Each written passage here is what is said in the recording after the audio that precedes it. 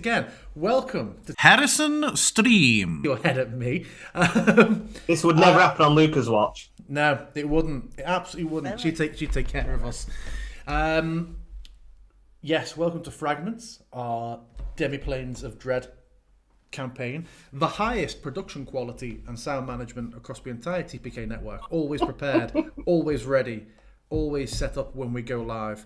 We spent the budget building this fort behind me. Yeah. We spent the budget on your mask, I think, actually. Yeah. And my tail. Yeah. Good God. We've been off for a couple of weeks, which is why my computer's forgotten everything, like the devices that were set up on it for sound. I have been away for a couple of weeks, travelling some of the old colonies, bringing them back under heel. But now we're back for Demiplanes of Dread.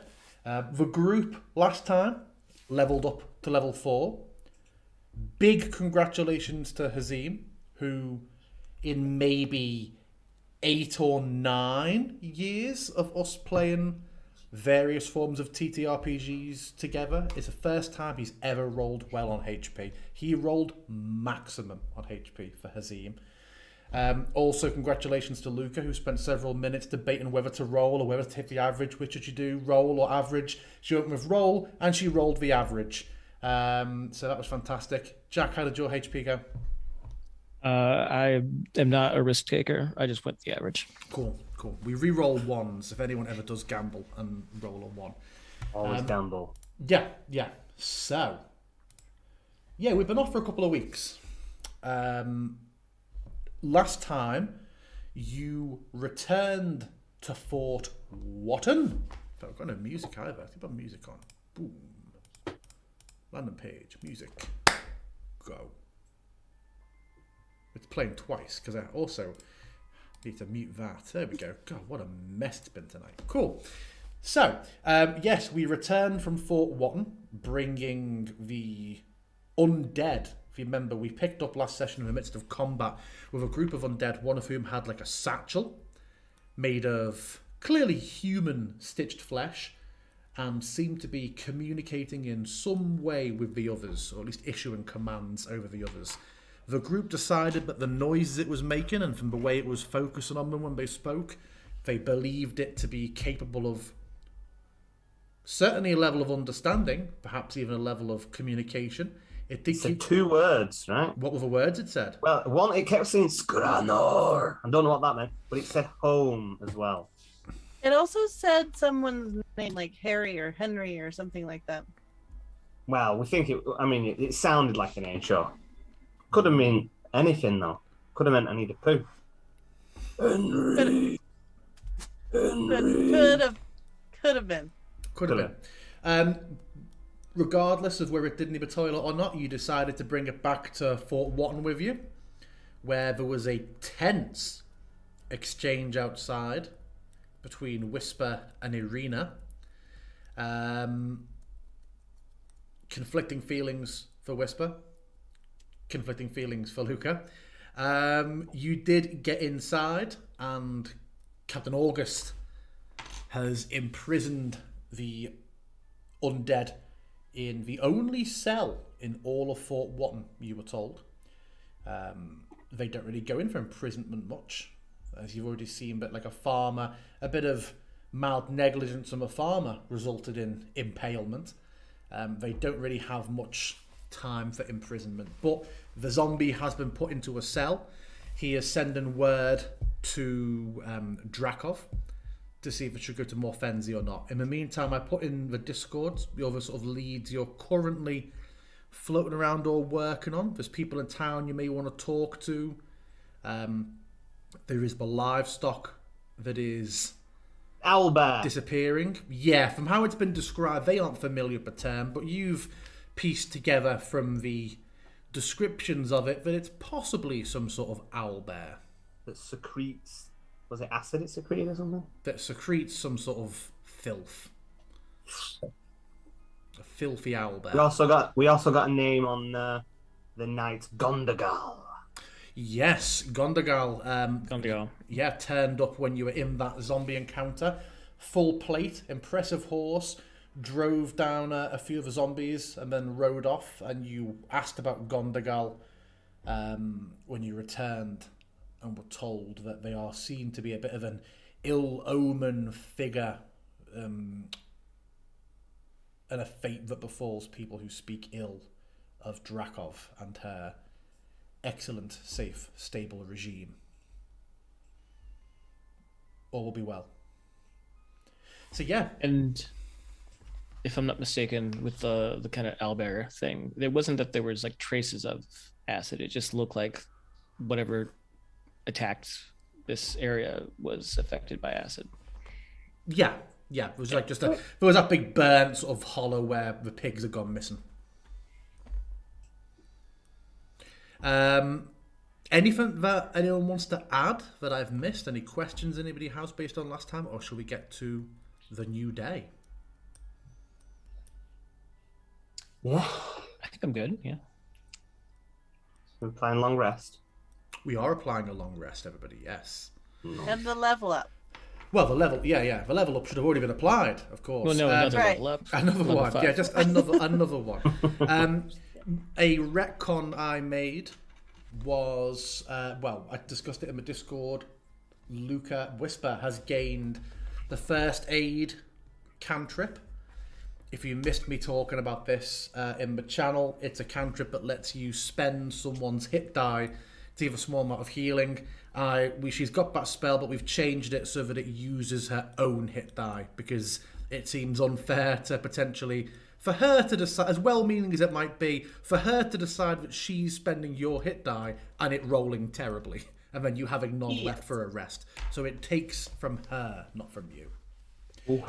Did anybody take anything interesting for level up? I'm going to assume that Hazim took the feat we talked about originally. I picked up Sentinel. I'm Sentinel. Nice. So with my 10-foot reach on my glaive and Sentinel, I can stop people before they get to me now. Very nice. What did Vanessa go with for level up? Just an ASI? Or? I went ASI. I didn't realize being in this campaign that I'd be so squishy and that I'd be getting hit a lot. So I just upped my dexterity.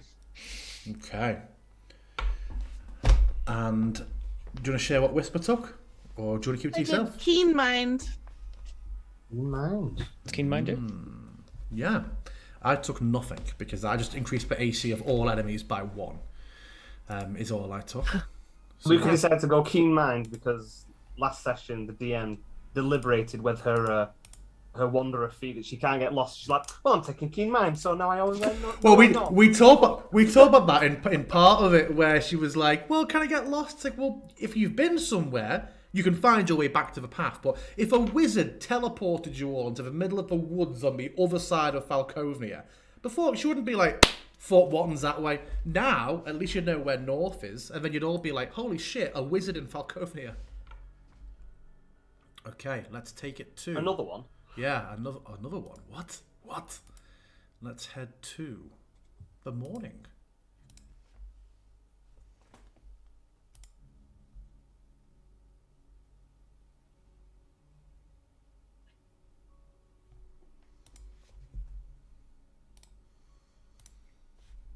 This session is being sponsored by Jam Shed instead of Gallo this week. Jam Shed. Jam Shed, it's called. It's a very rich, jammy, and smooth red wine. Oh. Very nice. It all look the same in a couple of hours. Yeah. And then we'll be going on to a Casillero del Diablo, Devil's Cellar, an old favourite of the Hazim household. But yeah, mixing 2 bottles of red. Tonight I'm on a Glenfiddich 12 years, but some fool bought me.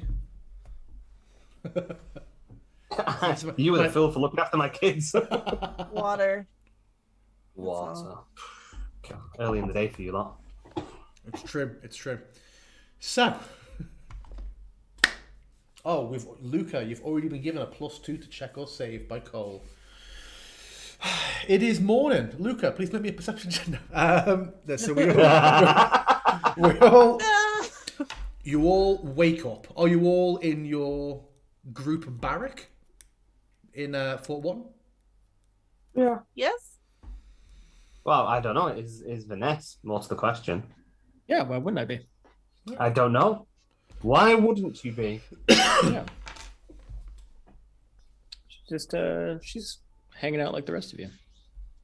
Just like a normal human being. Yeah, like Like a There in normal human girl. Yep, there in her nightie and her sleeping gloves. Completely naked, but gloves on. yeah, exactly. The gloves stay on. Jesus.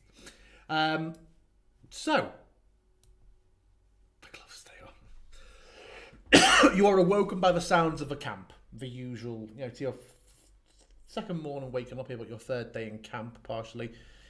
You hear the usual just signs of your soldiers going around, shifts changing. You hear quite early on what you know now to be just a patrol that will head out and just hunt zombies for the day and try and thin those numbers.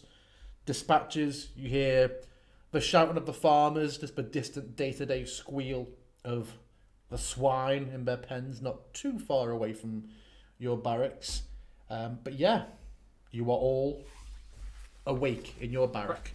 So as it stands, we've not been given we've not been put on a rota or anything. We're not on a watch or anything like that. No, you've been told it's coming. You've been told to expect to be reached in, to be kept in touch with in the morning to find out what you're doing.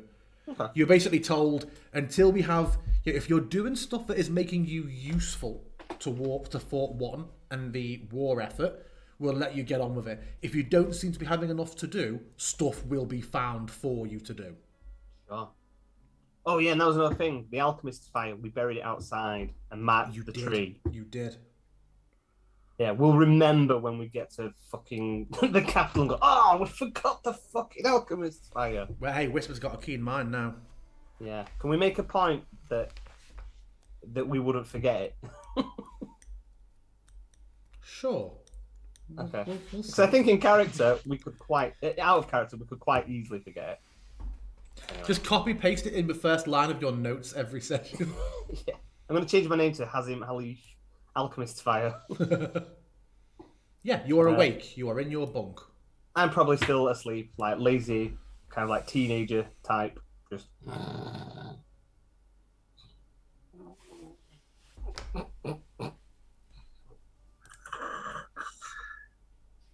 Well, Hazim is snoring. I imagine that.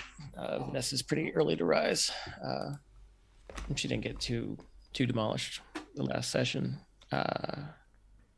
And she's actually just going to go ahead and she's not going to wake anyone else up, but she is going to go for a little bit of a walk around the fort. For breakfast. Okay. It's the most important meal of the day. Anywhere in particular she wants to go and check out, or is she just gonna? She's amble first. She's first going to head over to the pig pen. Mm-hmm. She just wants to see if there's been any disturbances, updates, see if what the vibe is. Making sure that this thing hasn't come back at all. And after that, she'll probably just head to the Bloody Pecker for like a morning drink. Okay.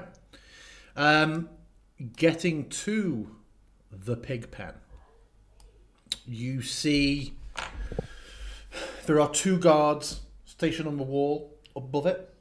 Both look cold, tired, fed up. They have definitely fallen away from being alert and on edge, and they're in that.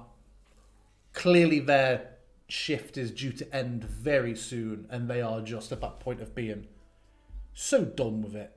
The pigs have been let out of their sty and are just doing that morning rooting around, very, very vocal as they go. She won't say anything to the farmers. She will acknowledge them though. She'll look at them and just nod politely. But if nothing looks out of the ordinary beyond that, she'll just head to the pecker. Okay. Hazim's having a bit of a sleep and you're doing this. I'd say this is taking about sort of 5-10 minutes for you to get out and head over and inspect. What's Whisper's plan for the morning? Do you think she'd still be asleep, or would she be up and at 'em? I probably wouldn't wake up with Vanessa, but like shortly after, kind of just stretch and crawl out of under the blankets. I assume there's a wash basin in here, so I'll splash some water in my face and try and smooth down my hair. But after that, I'll just kind of look around, see that Vanessa is missing, and kind of just softly walk over to Hasim and just crouch by the side of his bed and shake his shoulder.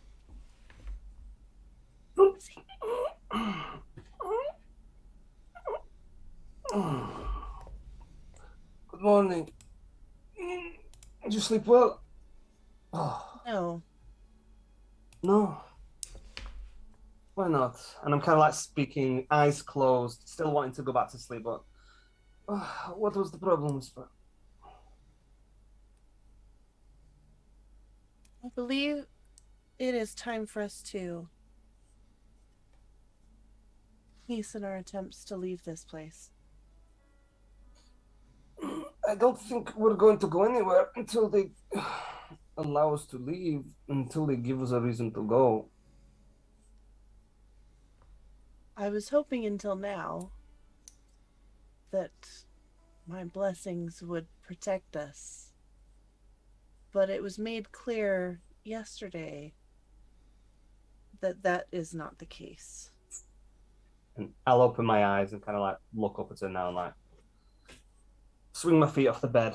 As this is more of this isn't a lounging around kind of conversation. Like, I think you are right, but we have to have our intentions, but keep them close to our chest. Yes. I wonder if it isn't in our best interests to search out this... What was it, DM? Gundabar? Gondagal. Gondagal. This Gondagal.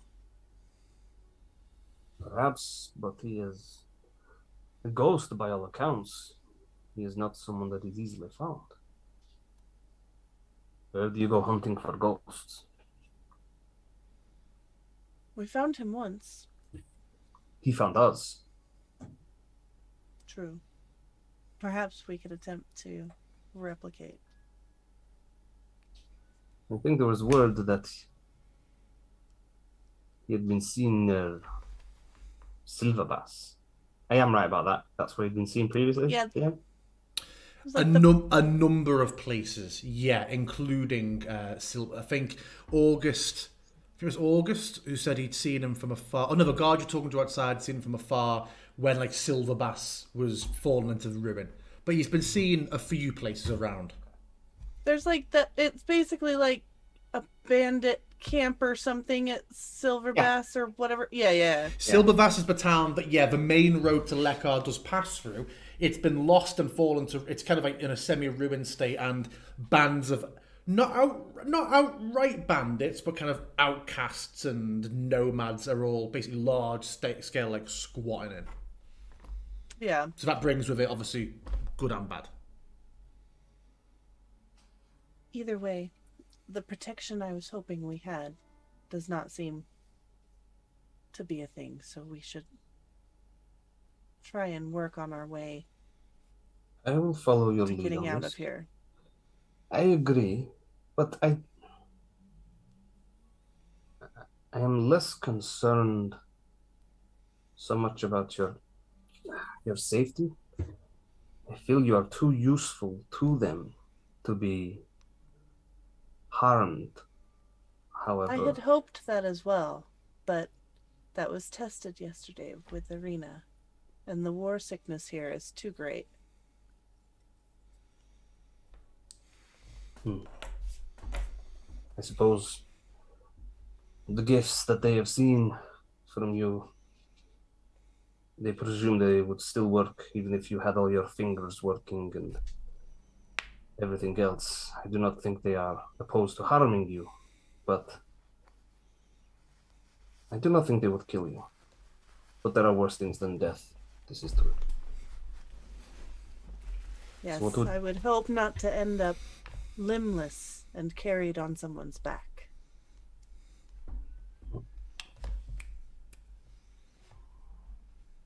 And what would you have us do? I know that I think it is best we just keep our eyes open for an opportunity to run. I do not doubt that we will be sent beyond the gates in no time. The whole thing with this creature and the pigs will be just enough reason for us to leave the fort, if that is what you wish. And perhaps Silver Bass is a place that we might find respite while we look for answers, but we would then be considered enemies of Volkovia. It would limit our movement considerably. Perhaps there is a way we could convince them of our need to go to... What was it, Mephisto? Damn, I'm so bad with the name. More What, fancy. what was it you said before? Morphin- You're like, who is Mephisto? Mephisto Bonophiles? I was like, what are you talking about? That's what I said earlier, yeah. I was like, I don't know who or what. Morfenzi is the Yeah, settlement that you know right. is under the. They haven't used command, but it is where. It's where the Jellicle cats live. The what? It's cats. And Jellicle cats, dude. Okay. Jellicle cats, man. I've never seen it. Same. Mustopheles is a Jellicle cat. Oh, okay, cool. Is that James? And Is that James fine. Corden's cat? I don't No, know. it I've only wasn't. watched the actual show live. Darling. I've seen the Aristocats. That's about it. That was Idris Yeah. Elba's cat. Thank you very much. Say again? It was Idris Elba's cat. Oh. Idris Elba was in Cats. Yes, he was He's been a cat. He's been an echidna. What a year for him. Maybe he's a closet furry. Who knows?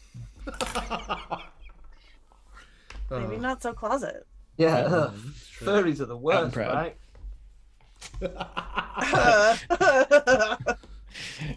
Wouldn't know anything about that with this crew, right? Anyway, yes, Majesto, you're saying you want to go to? Nemo. Hey, Majesto! Morfenzi. Yeah, Morfenzi. Morfenzi. Perhaps there is a way we can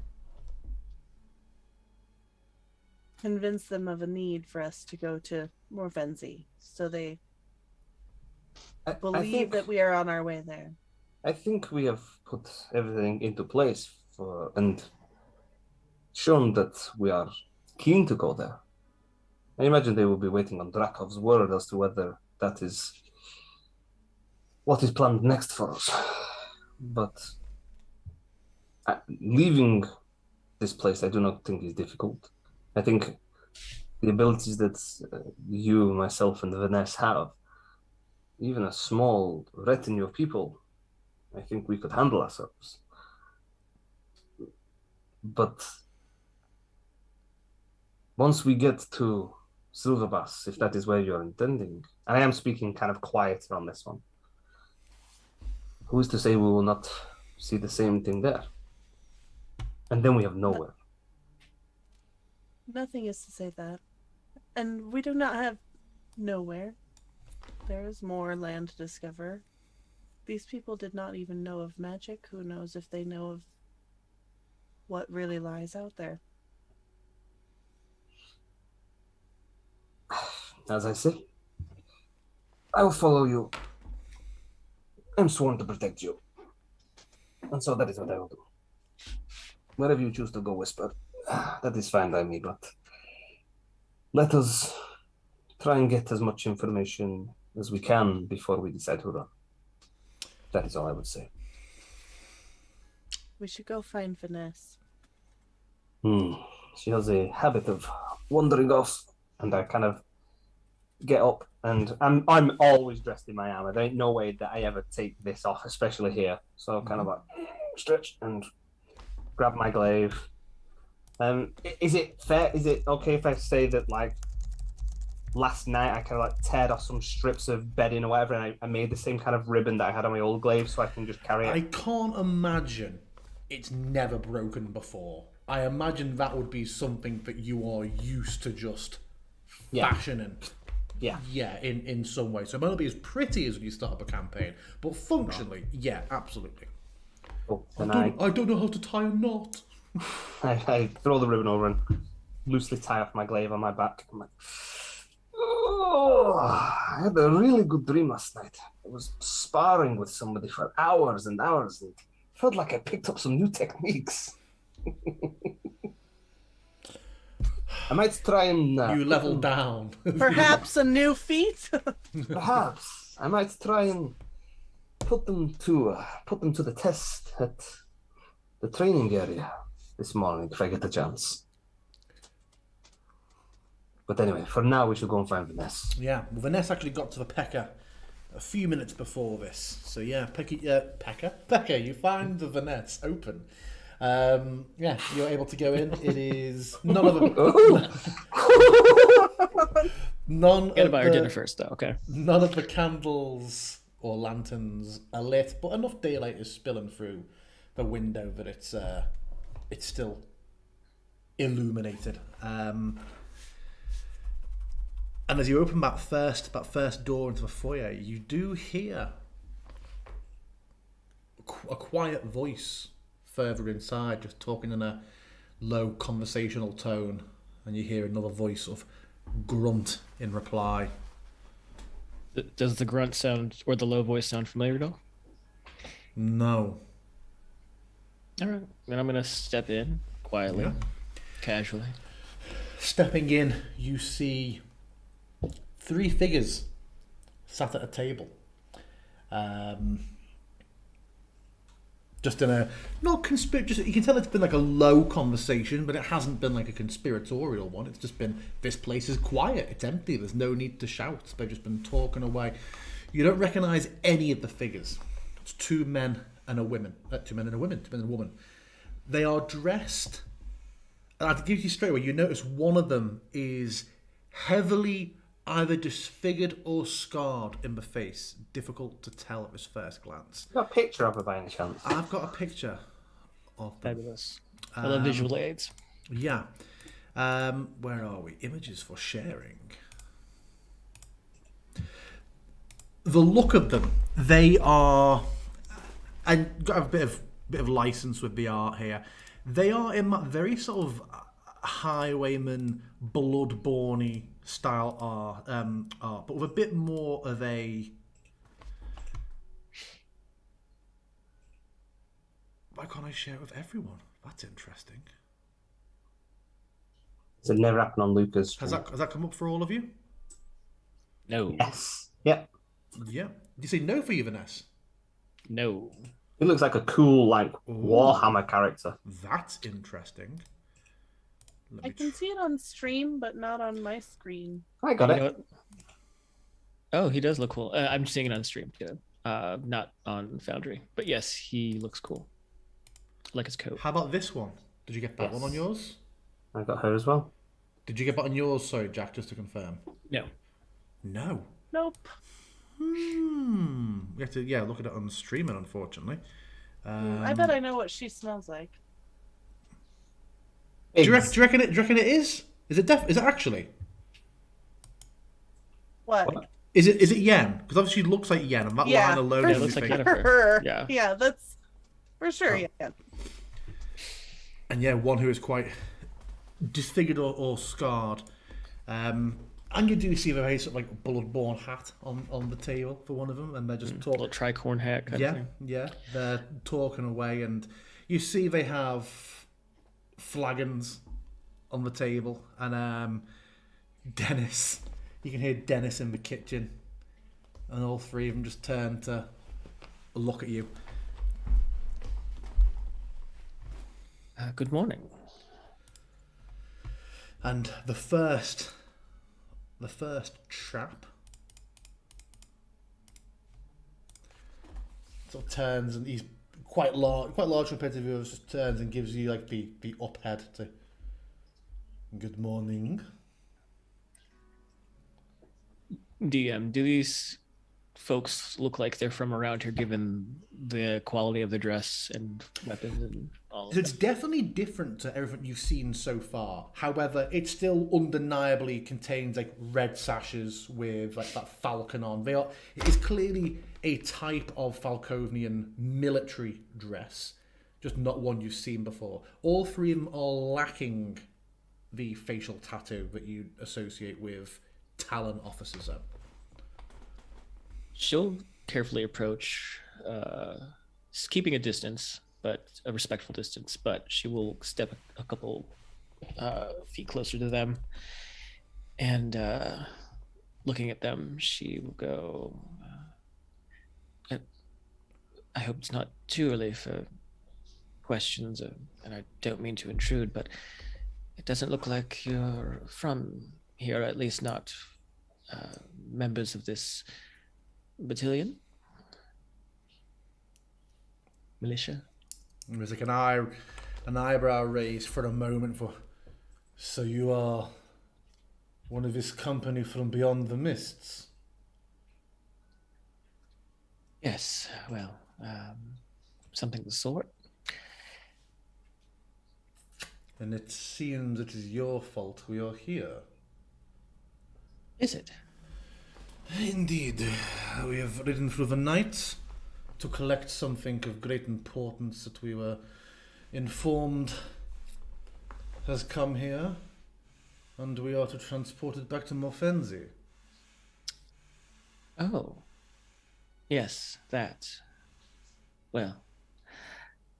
And she's going to go ahead and take a couple steps closer. Is there like a seat available? Yeah, as you take a step forward, he kind of gives a rough kick to the one unoccupied chair, and like it just scoots out a little bit for you. I think it's a bit of a...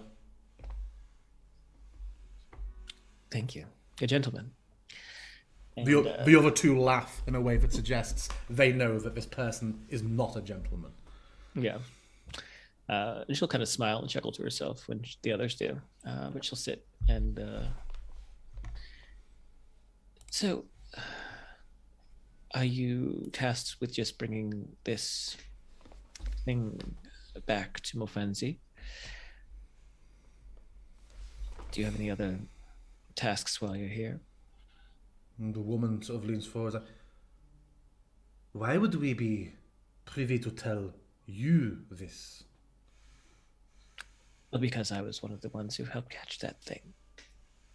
This is very In good. fact, the reason that thing is defenseless now is because of me. How do you mean? And at this point, Whisper and Hazim enter the doorway, and you see Vanessa sat with these three figures. I'm sorry, I didn't catch any of your names. It's dreadfully rude of me. Vanessa Sidia, and she won't extend her hand, but she will kind of bow her head. The larger man, the main one you've been talking to, goes, Primrose. When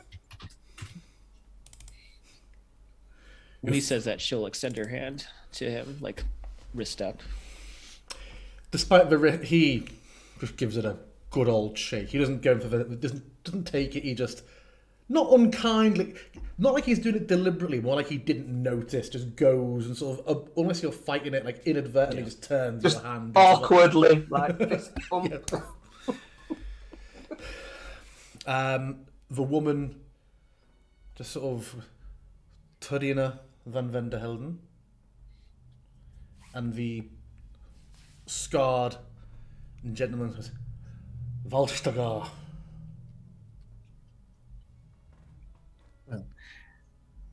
I should introduce you to my companions then. Turning around, seeing Whisper and Hazim coming in, and she'll wave them over.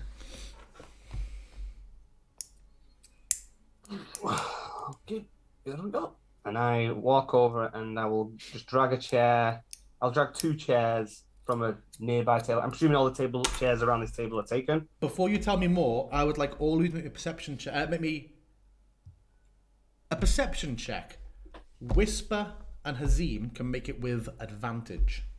Whisper gets her +2, yeah? Yeah, Was it two skill checks? yeah. So actually, Whisper gets +2, but she also doesn't get it at advantage because Tony gave her disadvantage. So Why? Hold on.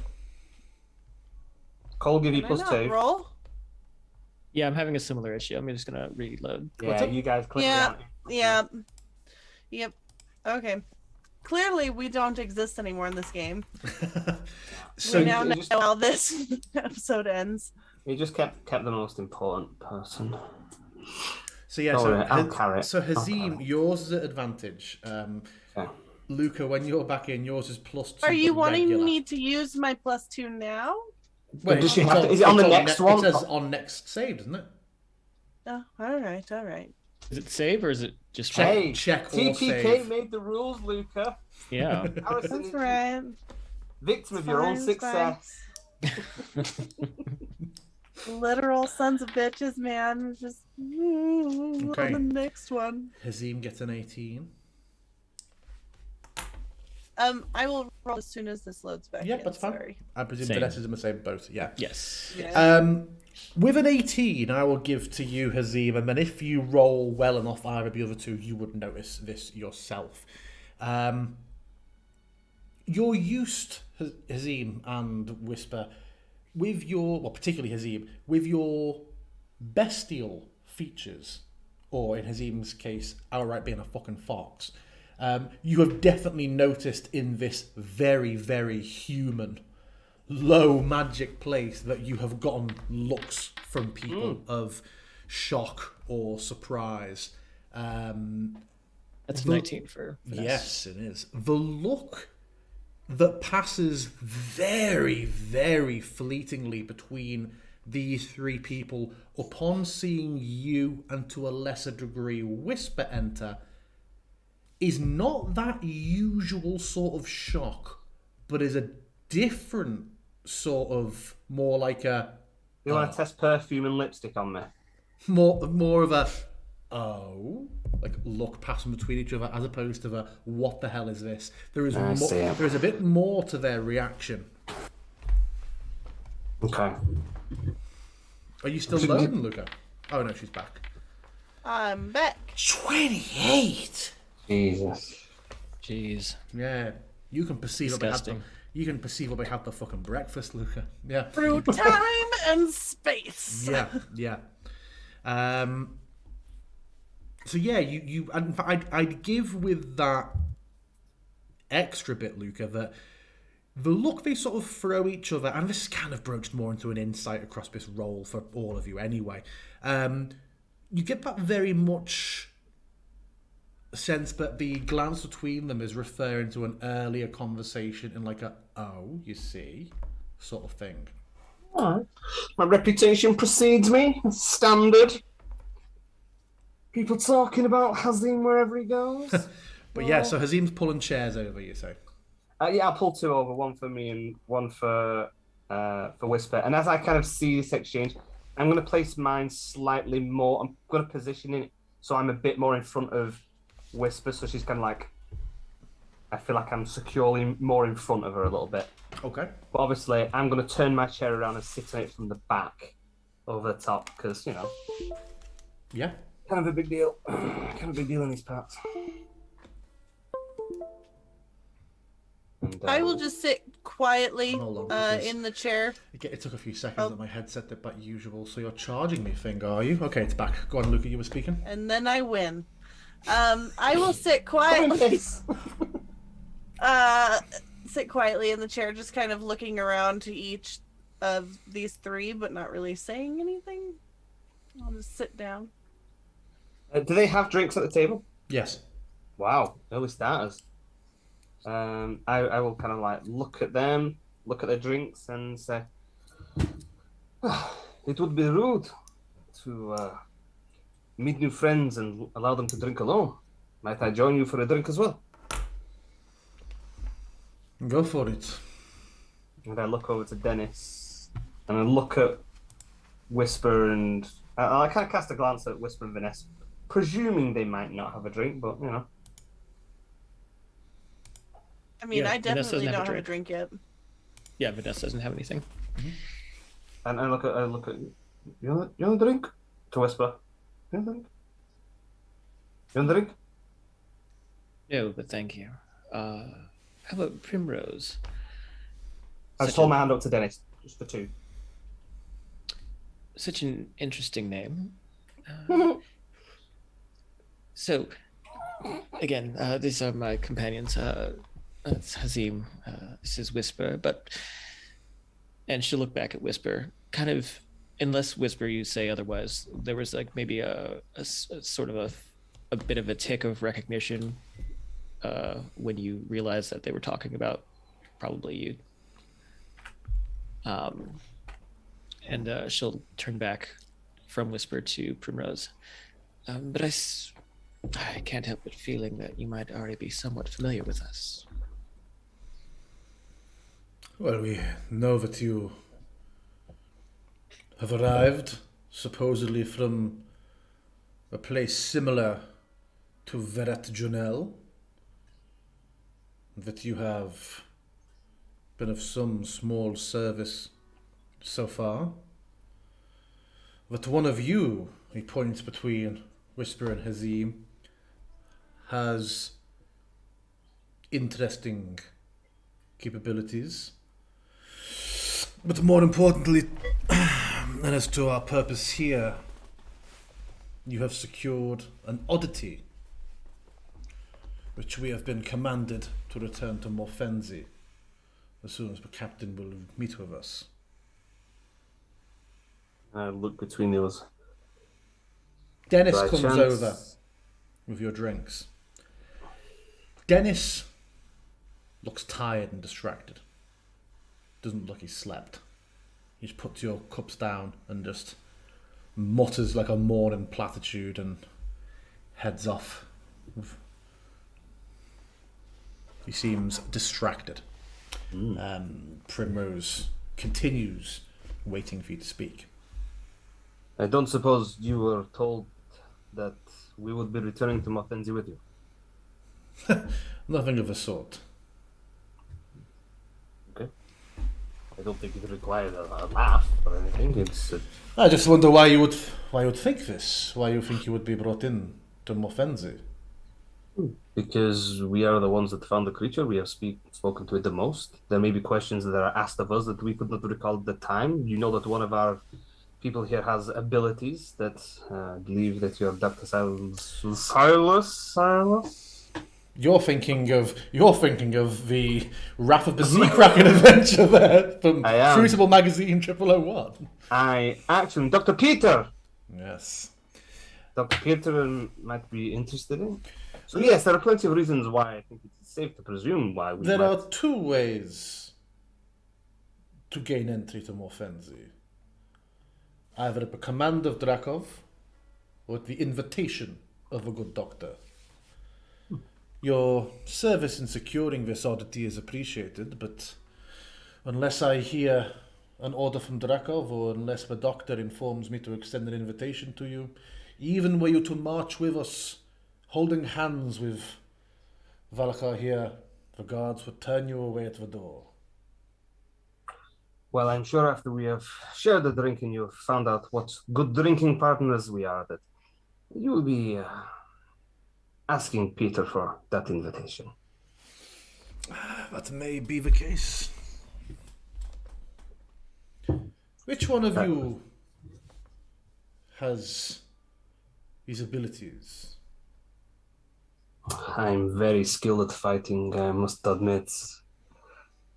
The one of this sky entity and who produces flame from hand.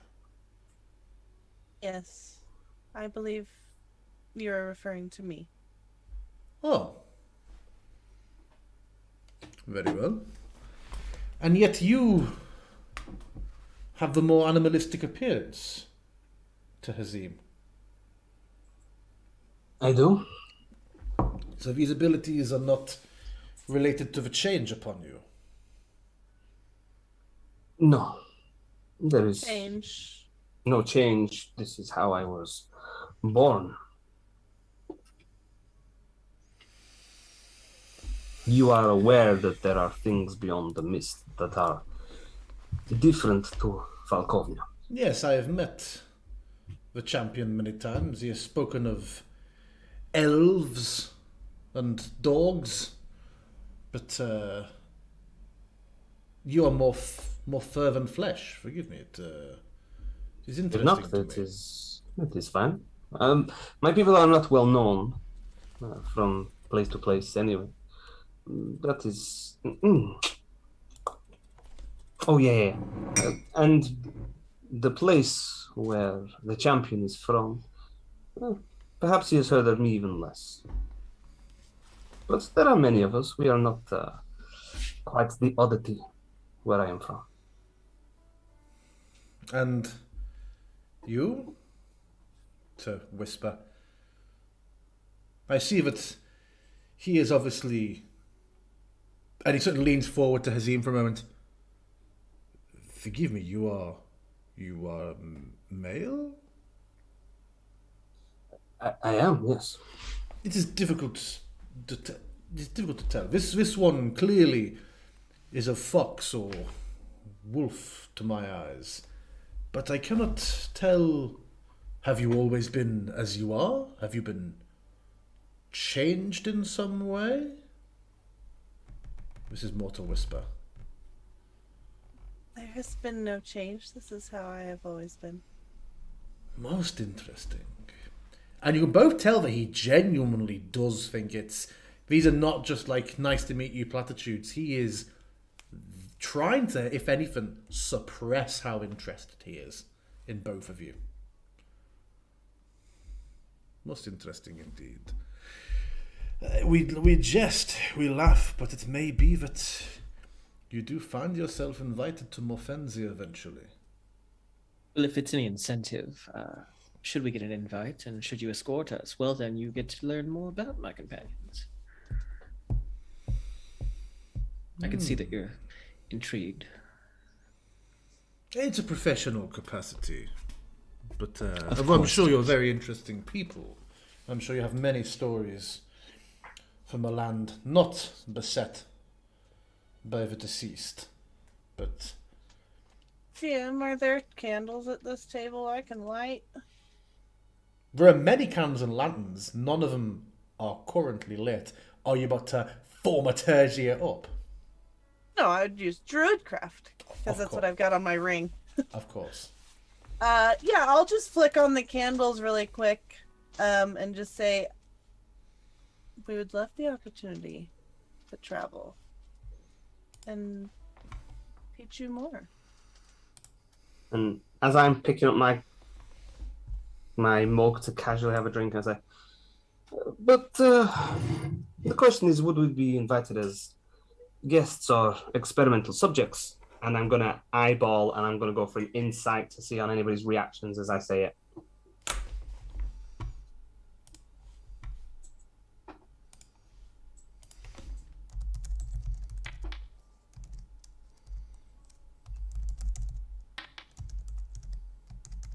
Ooh. We saw your roll, by the way. Yeah. This is You good. see all three of them cast glances between each other. Not immediate, like a, oh shit, they're onto us, but more of like a, okay. And the disfigured one, Valstegar, leans forward and says, and what have you heard about that? Just that the good doctor likes to experiment on the dead creatures. And I'm sure that the likes of us that are oddities, we are sure that Falkovnia will do whatever it takes to try and win this war. Hopefully not at our expense, but... It is not necessarily at an expense. I have worked with the doctor. So just gestures to his face a little bit. A small price to pay for the ability to safeguard Falkovnia all the better. What kind of abilities did he give you? We have worked together. He's tried a number of different tools and methods over the years. He's given me the ability to draw upon strength enough to cut a swath through the undead. It requires refinement, of course, which is why only the trusted, the reliable, work with him. Otherwise every soldier in Falkovnia would have the strength. Do your companions have the strength? And she looks to Primrose and Yennefer. And he looks quite, Yennefer.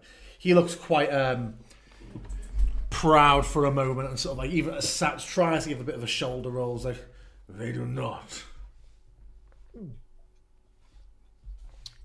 She casts a little bit of a judgmental smirk at the other two, and then goes back to Velstagar. So what do you say? What is it going to take for us to get an invite?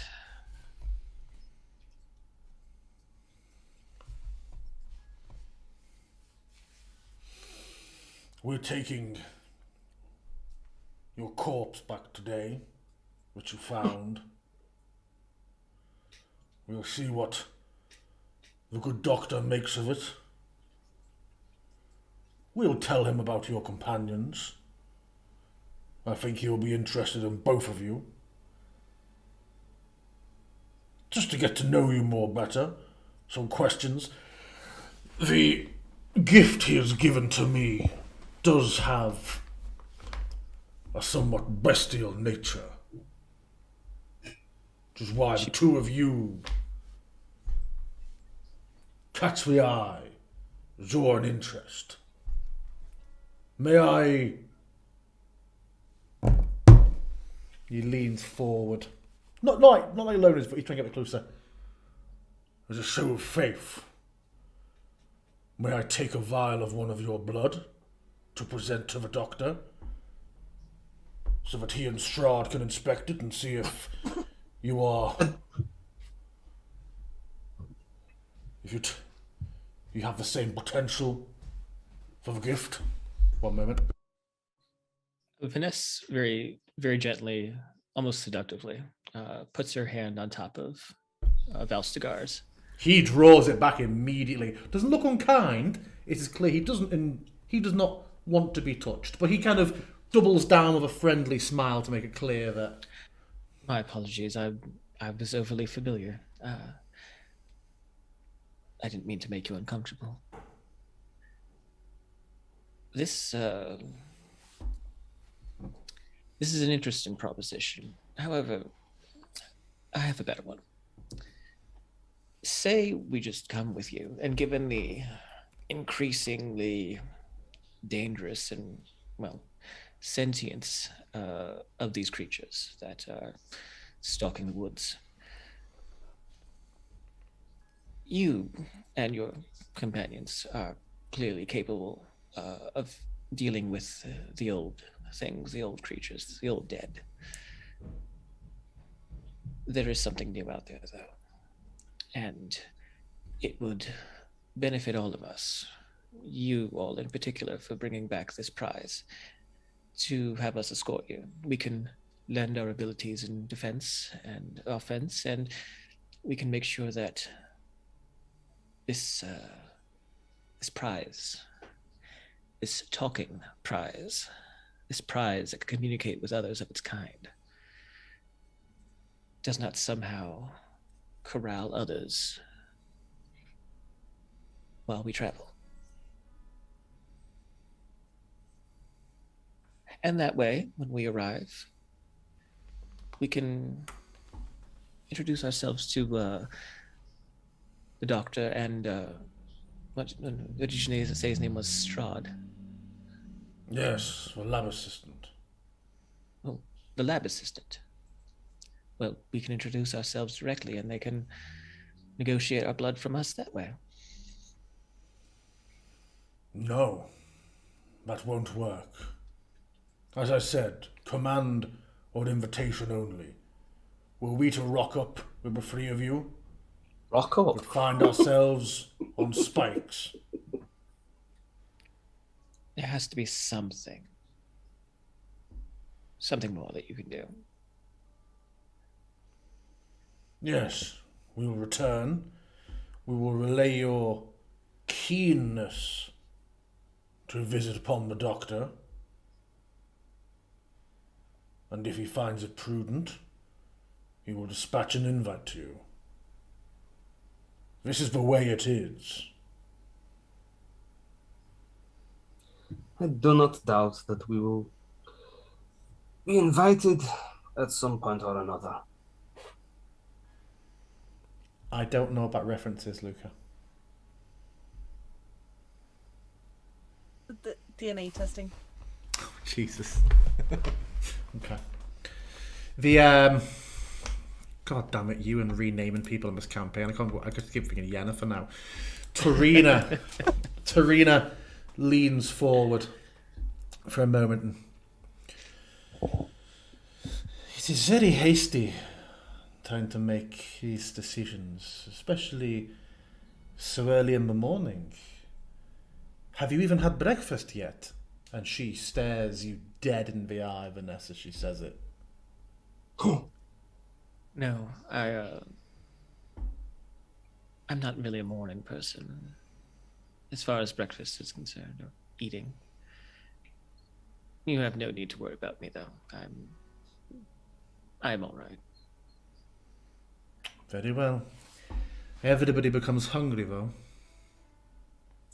Everyone does, yes. When are you set to return to Morthensi? After we've refreshed and our horses have rested, we go to the keep. How long is the journey to get back there? We rode for the night, a good 10 hours on horseback.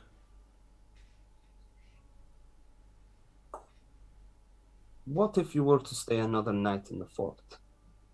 Head back early tomorrow. Perhaps there is a creature that has been harassing the fort, killing the pigs. It has been suggested that perhaps we would go and help. What if the three of you or one of you were to accompany us on this journey, see our good friends here, their abilities in person, and perhaps expedite the invite from Dr. Pieter once you have seen what she can do? And Primrose, like, he says, grunt work. Yeah, I agree. We are of Morfenzi. We have We are risen beyond the mist. this. We are beyond the mist, which is a lot further than Mafenzi. And yet, we do what we must for Falkovnia. Yes, you do what you must. We must not do this. We have more important matters to attend to in Morfenzi. You speak for the three of you then. You tell them the three of them look. They all think it's quite an unusual request to that. You definitely get the air that these people, they definitely consider themselves to be of an elite, separate. You know, for them this is like, oh, you're in the. Oh, I don't know. Yeah, you get what I mean. They are just like, they're very like, no, I did my time in the academy. And I get that vibe off them. Yeah. I think you're misconstruing the task versus what it is that you might be able to witness firsthand. There is a difference between going to killing creatures, which any of us could do on any day of the week, but seeing what the abilities are that have already reached as far as Mofenzi. Seeing them firsthand, it was just a thought. I've just seen you. Looks at Whisper. And did you just do the candle in front of you, or did you do like all the ones in the room before when you flame on? Just did the one in front of me. I'm not trying to put on a light show. Yeah, it's like, this is impressive enough already. If you say so. I have heard reports of your abilities, martial and otherwise. He casts an eye across the three of you as he says that.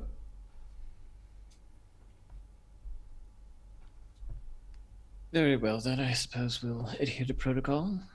You're part of an order or something. You clearly have some sort of rank above those of us here. Morfenzen agents would be the correct way, but The garb and the hat is not enough to give it away. Fashion souls. Yeah, absolutely. I want that coat. Actually, she'll look at who's the one that isn't. Oh yeah, you're out your coat, aren't you? You haven't Yeah. had your trademark coat. Yeah, of course. Yeah, the three of them are Primrose, Tarina, and Valsky. Primrose. Yeah, Primrose. Yeah, Primrose. How could I forget? She'll look at Primrose and kind of finger his lapel. It's a fine jacket. You know, I had one that was quite fine as well before I got here. Is there some way that you'd be able to, I don't know, acquire one for me? I can compensate.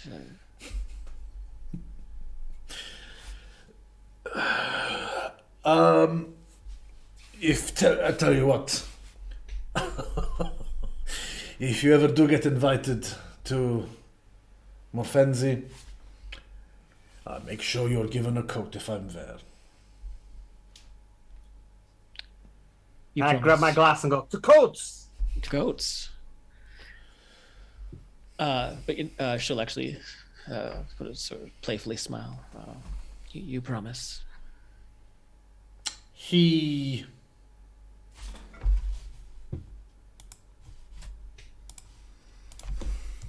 I'll roll persuasion if you No. want. Yeah, okay.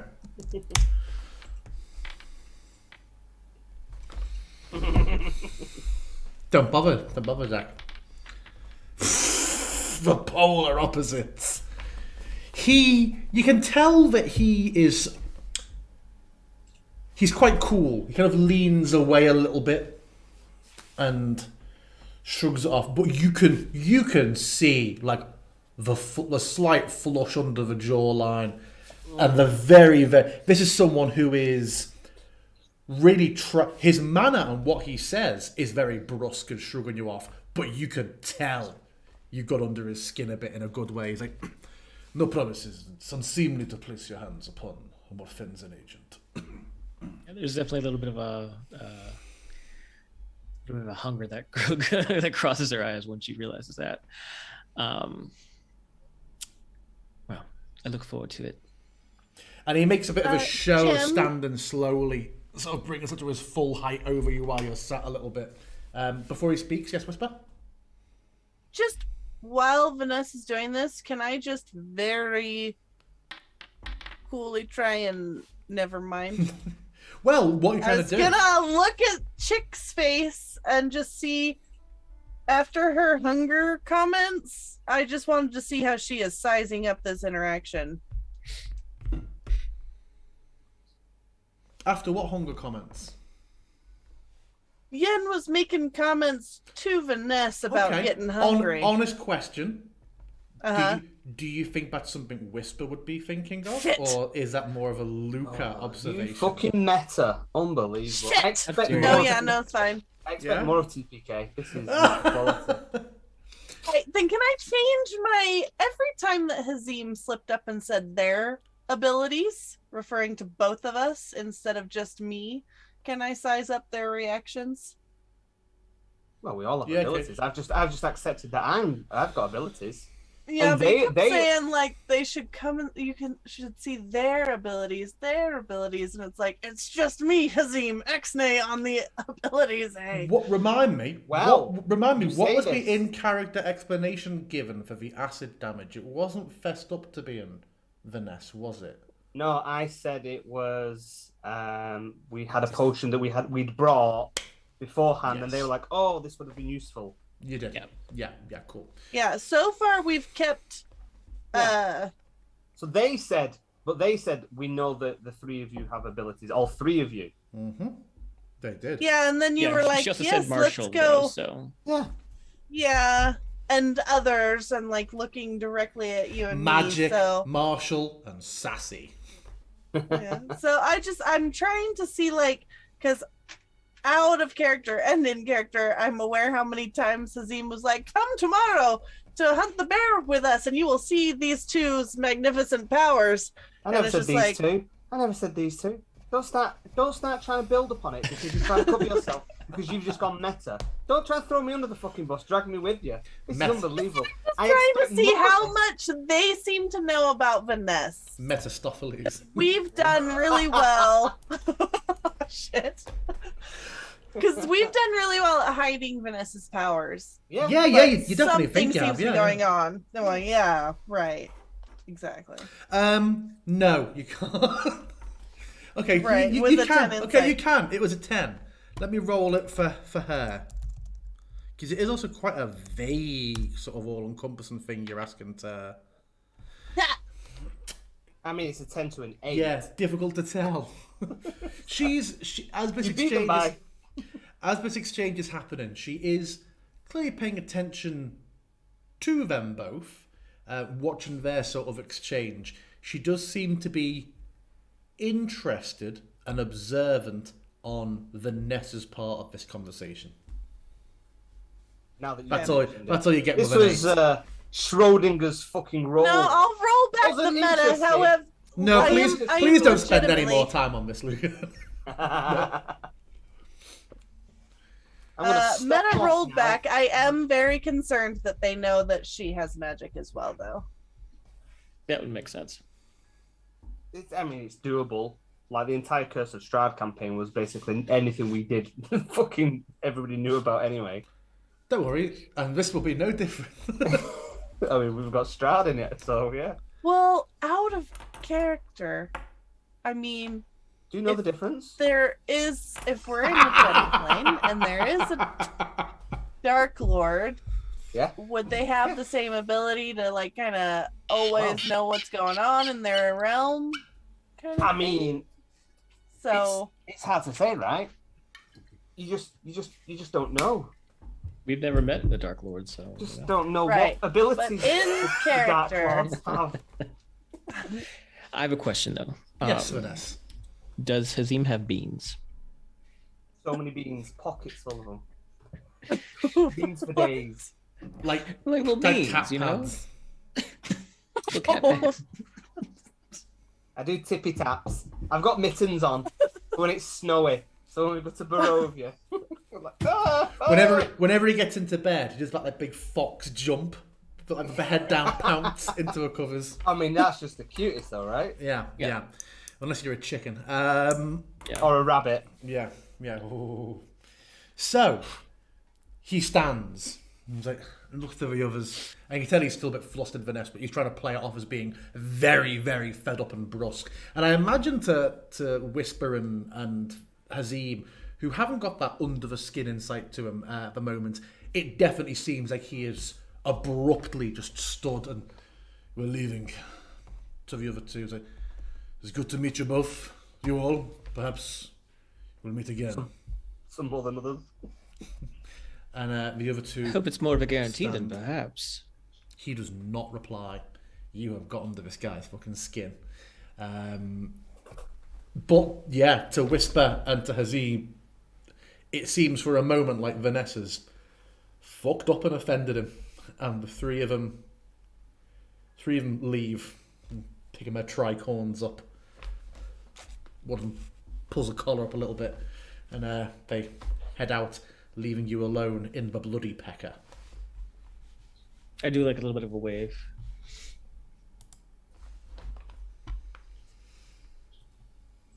Well, that was interesting.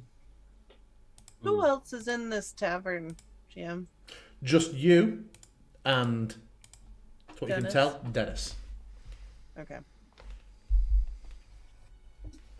Sad Dennis. Wonder why he's sad.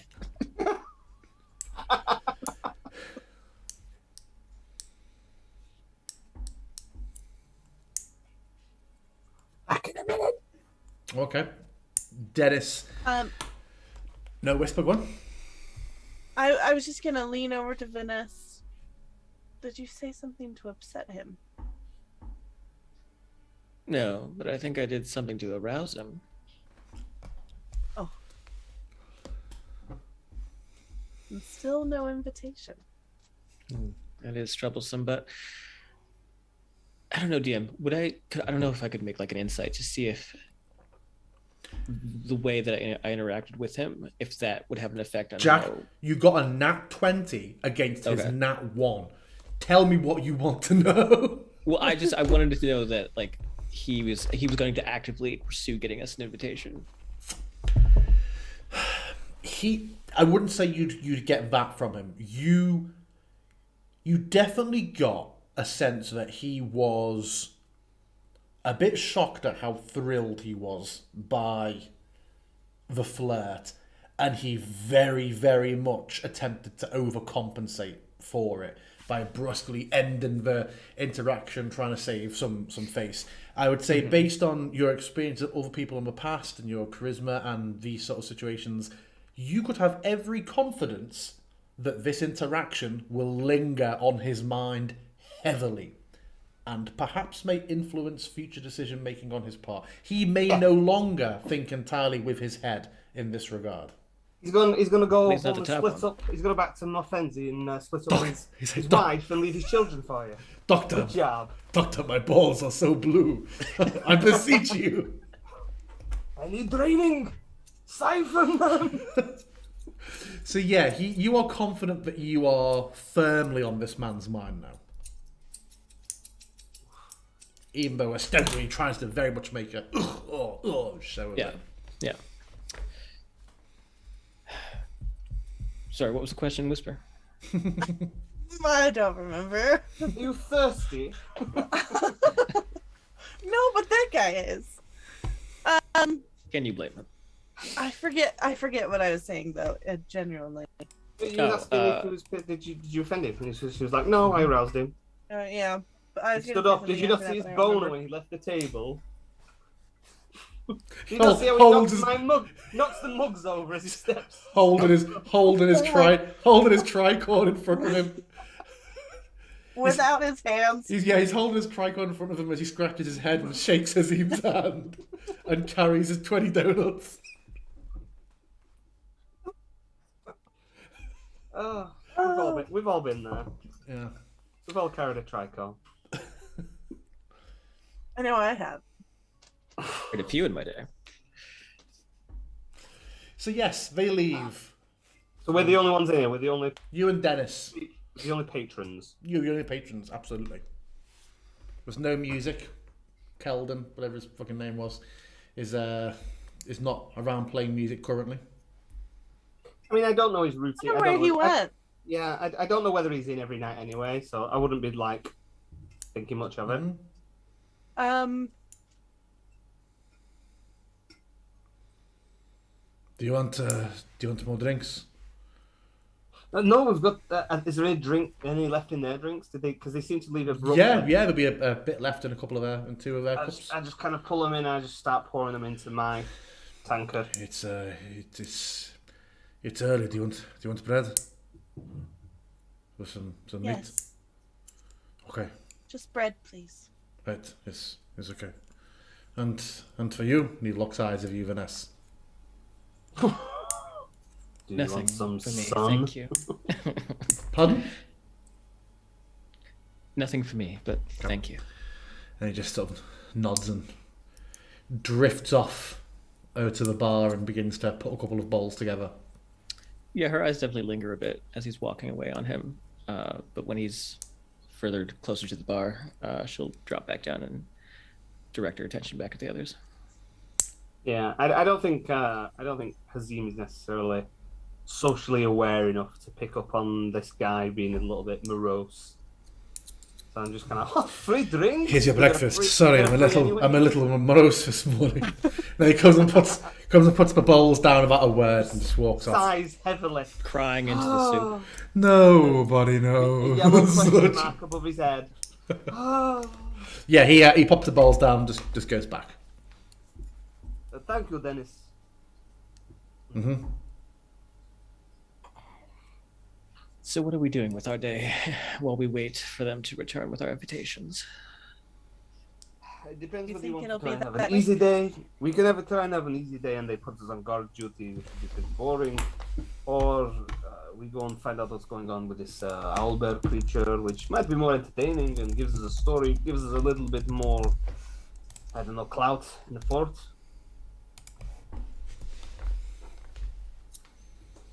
If you are wanting to do that, I'm always I'll up for do a that. fight. I could literally die here. It is the most boring place I've ever been. well, hopefully it doesn't come to that. No. Well, if I'm going to die, then I'd sooner to be on my own volition and going hunting some great creature that everybody's terrified about. Imagine bringing the head of that creature back here and say, hey, your pigs are safe. It would be heroes, more than bringing in the talking thing. It might buy us some extreme goodwill, at least. Or, probably not. I think almost it would just be expected that is the kind of thing you do. Either way, expected or bonus. I'm fine with pursuing that if you are. What have you with us? I'm not married to any particular idea, though. Clout can be a powerful currency. I get itchy feet. Itchy feet. People do not Itchy know beans. yet quite how great Hazim is.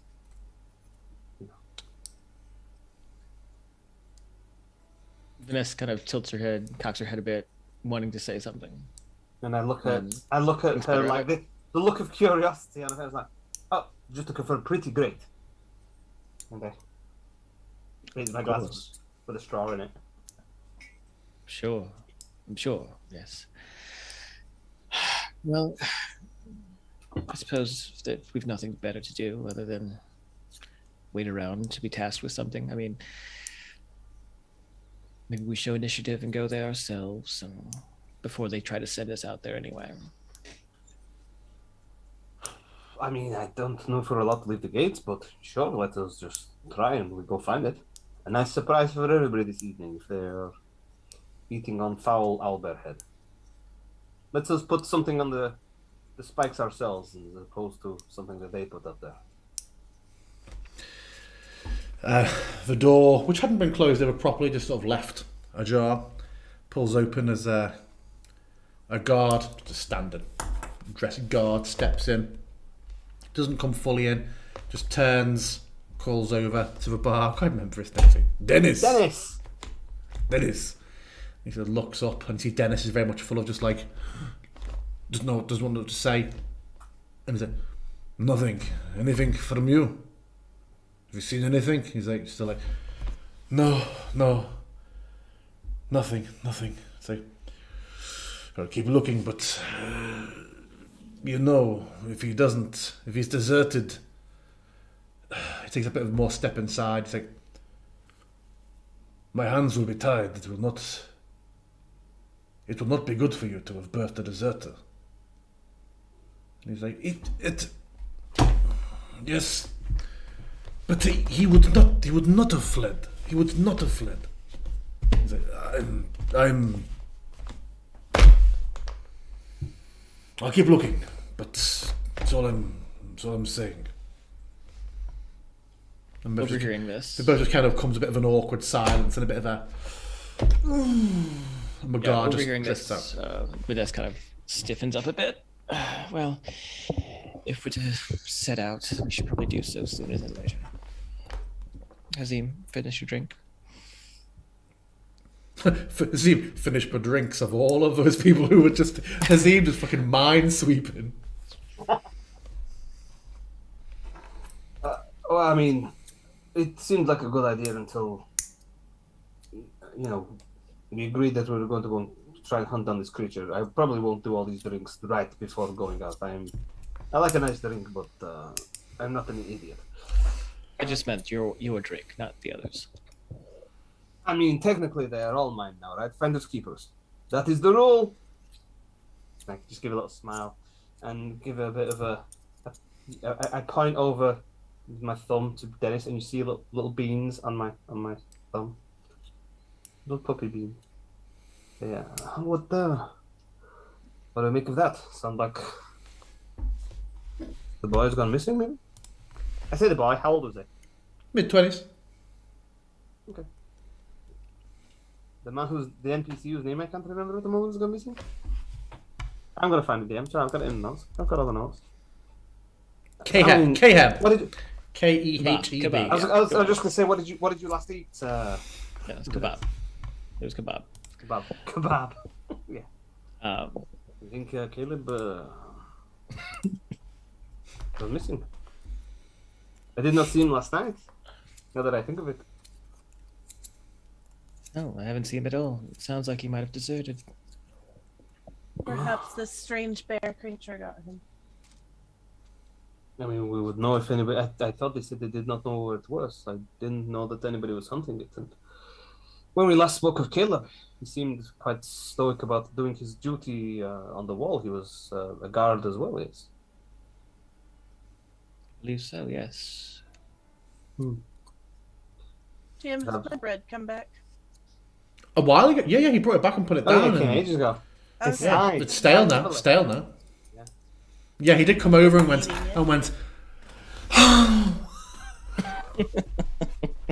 That's right. Quest.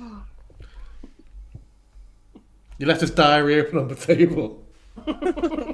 So sad. Yeah. But yeah, your bread's been. Okay, cool. And he's drifted to the kitchens now. He's carved a Once message I into it finish saying it, Caleb I will just- missing in the bread. And I'm very sad about it. Once I am finished with the bread, I will just stand up, kind of expectantly. I'm ready when you are. Ines will stand up and look down at Hazim. Yeah, I will finish my drink and then I'll stand up. And we all start walking out of the tavern, and then I will stop and look to the bar at Dennis and say, "Is everything all right, Dennis? You seem troubled. There are more breadcrumbs leading to you than there were to my fucking table with all the bread." My boy's missing. Haven't seen him. Well, he wasn't in his room yesterday. Didn't work with me in the evening.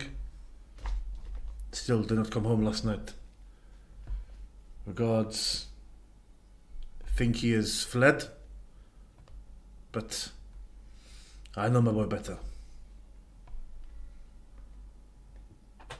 Speaking to him, he did not seem unhappy about the situation here.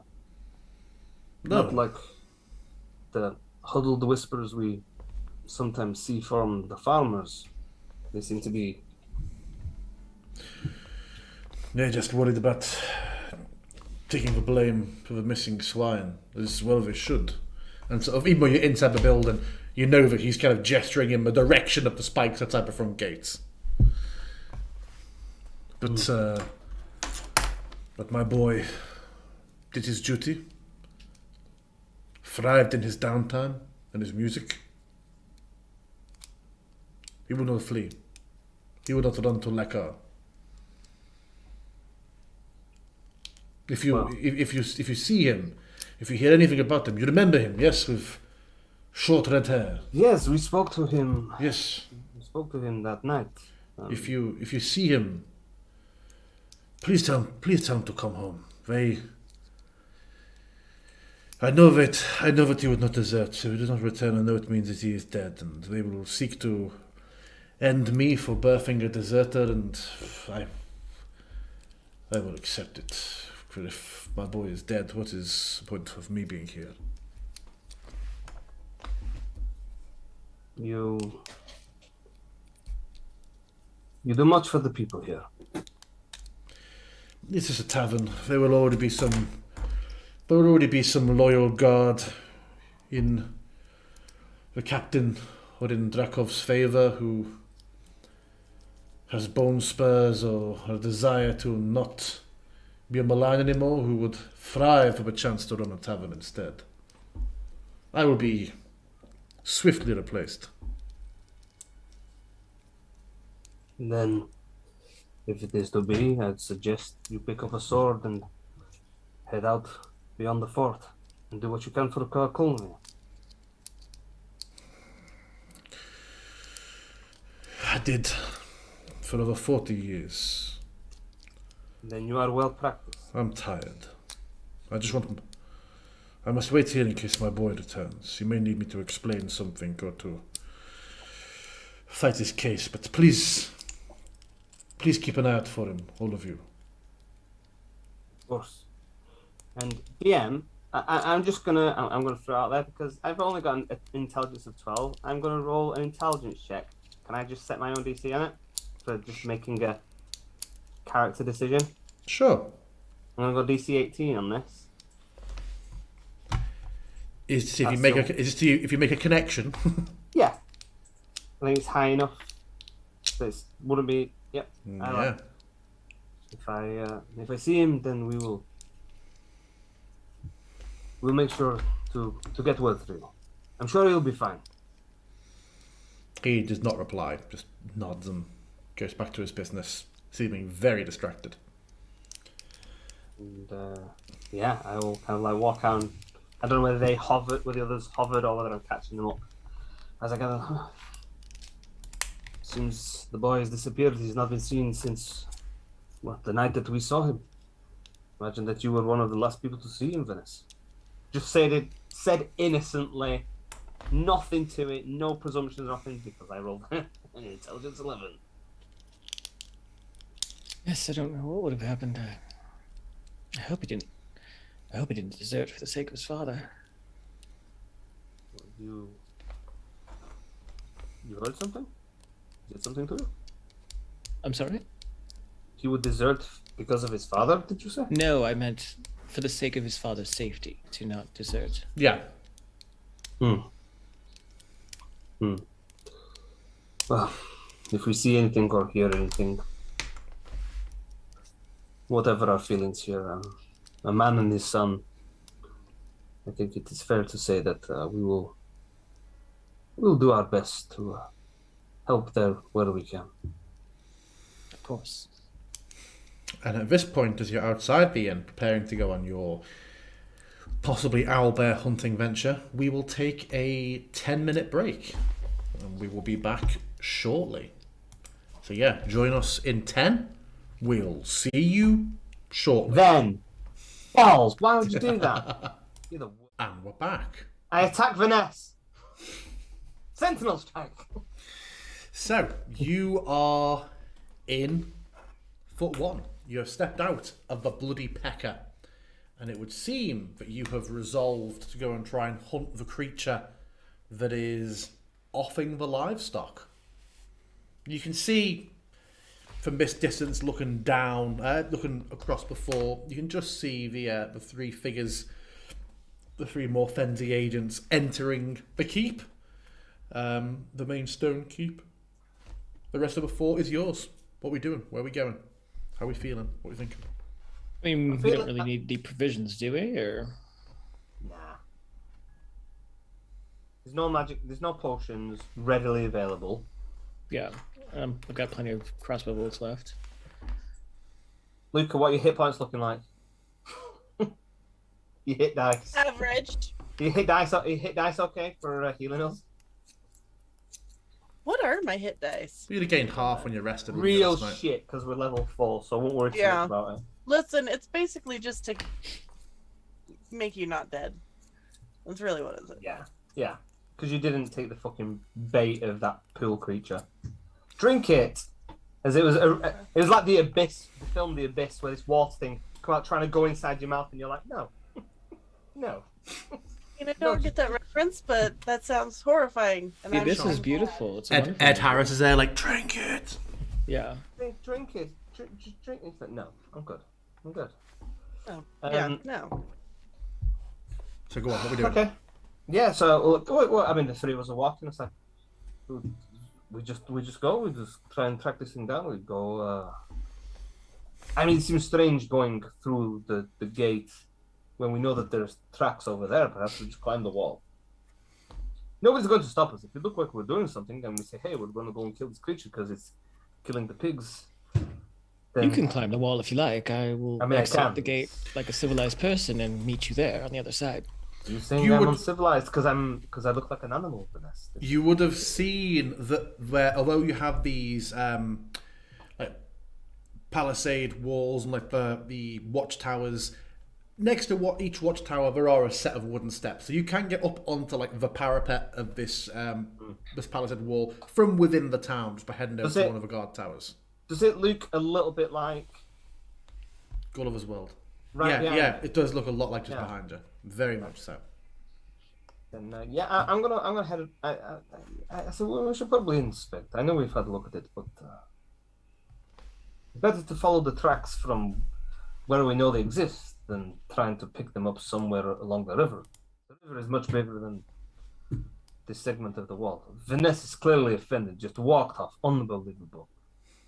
I cannot find my accent. I feel like I go too Russian now. Trying to go in the middle somewhere. But I'm not going to experiment with Russians while I'm live streaming. Experiment with accents. So is this? Well, tell us what you're doing first of all. Yeah, I'm gonna walk up to where the nice. farm. I'm gonna walk up to the farm. Oh, who's rolling eyes? I'm gonna walk up to the farm area. I think. I don't know whether Vanessa is following off. Whether she's gonna go through the gates. So, I mean, are you just going up there to check, or are you going up there to jump down? I mean, how high were they? Like what, 30 feet or something? The walls, yeah. Yeah. Yeah, I mean, I can rappel 30 feet if I need to. So Yeah, no, I'll meet you on the other side. Ooh, So okay. to confirm, Whisper. We're splitting up. So Whisper and Hazim are heading to like what, the farm, to start looking from there, and Vanessa is trying to head out of the gates to walk around and meet them on the other side. Do I have that correct? I think so. Vanessa? Maybe. You look thoughtful. Let me look at the map again. Because you have to go like so the farm is to the west, like it's the far wall, and the gate is the far east wall. You're Yeah. That's why I'm like, Vanessa will roll her eyes. Fine. And we'll follow the other two. Peer pressure. Is where I'm pinging correct? Yes.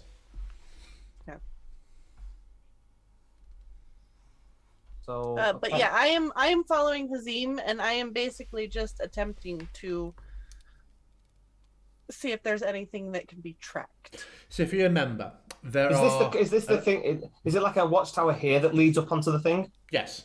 Okay, cool. So, as a reminder, you have seen a number of tracks, and you've also had other tracks reported to you. You can see that there is heavy claw damage, deep gouges in the wood of like the palisades around this area. There is a very, very clear entry point and exit point from the fort of a large beast that is quite close. And you can almost see that although they haven't been snapped off, there's a little bit of displacement from like the palisades, and the creature that's come over and pushed itself over these spikes is heavy and strong. The entry point is undeniable. And these are essentially fresh because those people weren't on the wall when we left, were they? They were on the wall when we came back, so they're like a day old, basically, or a night because we stayed over a night. So we stayed overnight. Yeah. So it was the night. So For basically, less than not 40 last hours. night, Yeah, the night correct. before. Correct. Okay. Yeah. Okay. Then, Yeah, but this happened the last night that you stayed in town. Oh, really? Mm-hmm. Okay. I thought it was the night that we stayed over. over. I thought it was while we were out that happened. No. Oh. So okay, it just wasn't mentioned, Mm-hmm. and nobody had been spiked because of it by that point. Correct. It got spiked after we'd left. Okay. Correct. Okay. Cool. Then yeah. Okay. I'm gonna head to the watchtower. Unless I'm stopped, kind of like start heading up the steps. There's a bit of interest, but you're not leapt on and accosted. Yeah. People clearly watching you, wondering what you're up to. You're obviously not lost. Yeah. No. You I'll come just in say, with we decided to try and track the creature that hunted the pigs. We're going to go find it. I'm going to go and kill it today. And we'll bring it back this evening. And there will be a huge feast in our name. As the killers, the pig saviors. That is the title that I shall have under my name. Hazim, pig savior. Are you saying this to us or the guards? No, I'm saying it to the guards with a bit of a smile on my face. Okay. But God seems amused and gives a bit of a smirk. He's like, too late to be useful to the farmers, though, eh? Well, that, if they spend more time hunting down the beast and not tending to the creatures that they did not tend to, then perhaps they will not be where they are. Unfortunate, but that is the way of Fakolia. I'm not complaining. I've got a nicer house now. No one of them's freed up, so Congratulations. Don't rush too much, eh? Well, Dangerous occupation, farming. They knew what they were getting into. I mean, you say this, but if you do not stop the creature when it comes again, it will be you on a spike then, yes? Depends if it's on my night on watch or not. Beast has never gotten past me. Well, I will leave it to you whether you pray that we find it or pray that we don't. But, kind of like look conspiratorially, and I lean and go, I'm pretty sure we're going to. You should always bet your money on Hazim. What's Hazim? You have not Vanessa- heard the legend of Hazim? Vanessa chuckles very loudly when he says, what's Hazim? And I just point at Vanessa with, don't! And I hit my microphone in anger. She is Hazim? I am Hazim. I am Oh, Hazim. no, I'm not. No, she could not ever be Hazim. No one would What ever does want it? to. He looks very confused. What does it look? What does it mean to be a Hazim? Loud, This is- boisterous, Strong, flamboyant. powerful. Oh, I know a few Hazims. He sort of laughs to Vanessa. You're not stealing my name. What is this? It's a name. It's not a. It's not a title. I just put my hand on his shoulder and go, my friend, I am Hazim. You are fortunate enough to meet me on this day, the day that I become the pig savior. Okay. We're losing daylight if you keep talking to him. We should probably.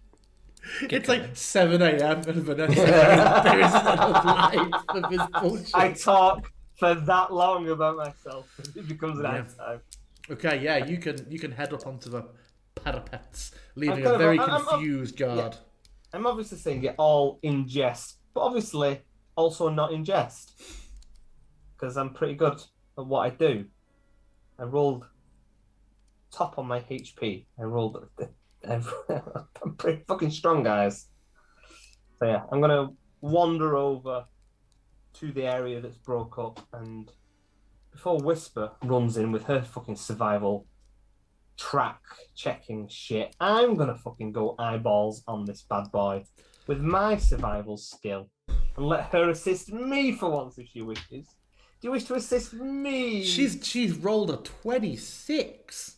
And she already rolled a survival check. Was she fucking rolling ahead of Well, time?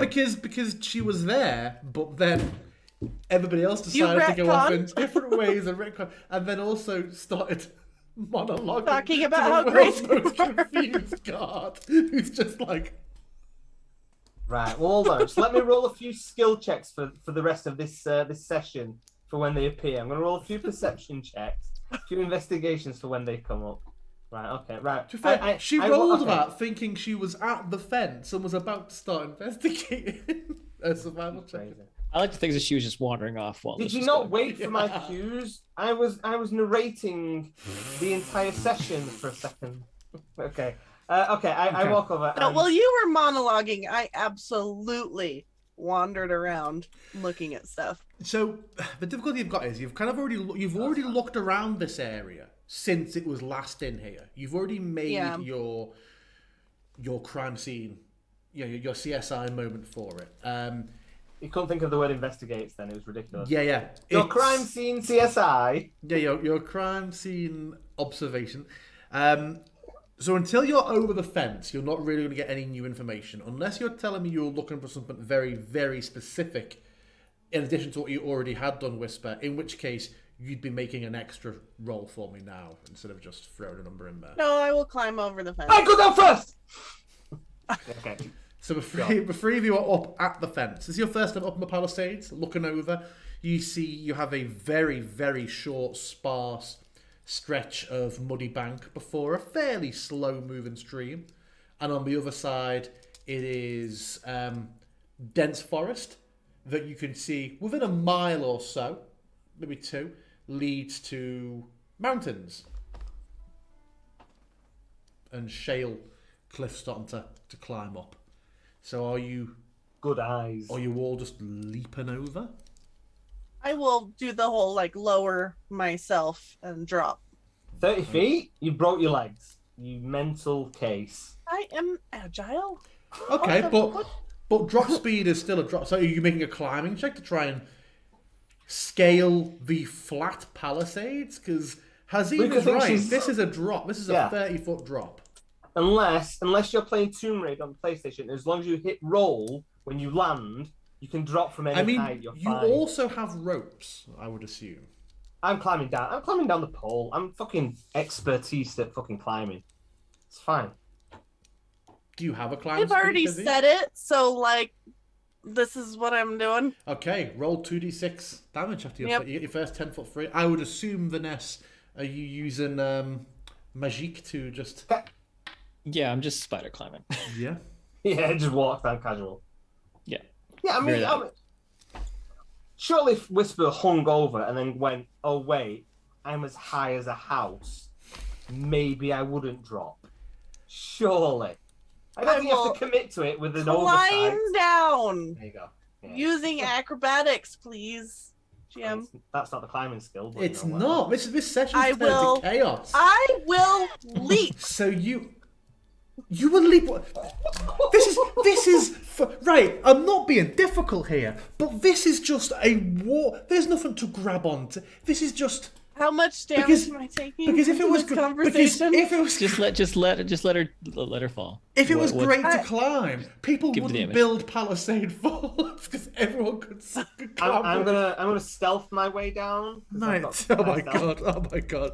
2d6.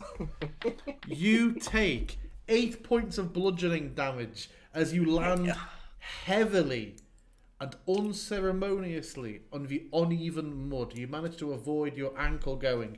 You wonder, you question all the choices that led you to joining this campaign and the resulting fall. You know what, though, Whisper, I will condone and I will champion even you healing yourself with a spell, so that later on when Hazim needs one, you just don't give it to him. I don't need it. I can heal myself more than you guys can heal me. I'm good. How was Oh. Hazim getting down?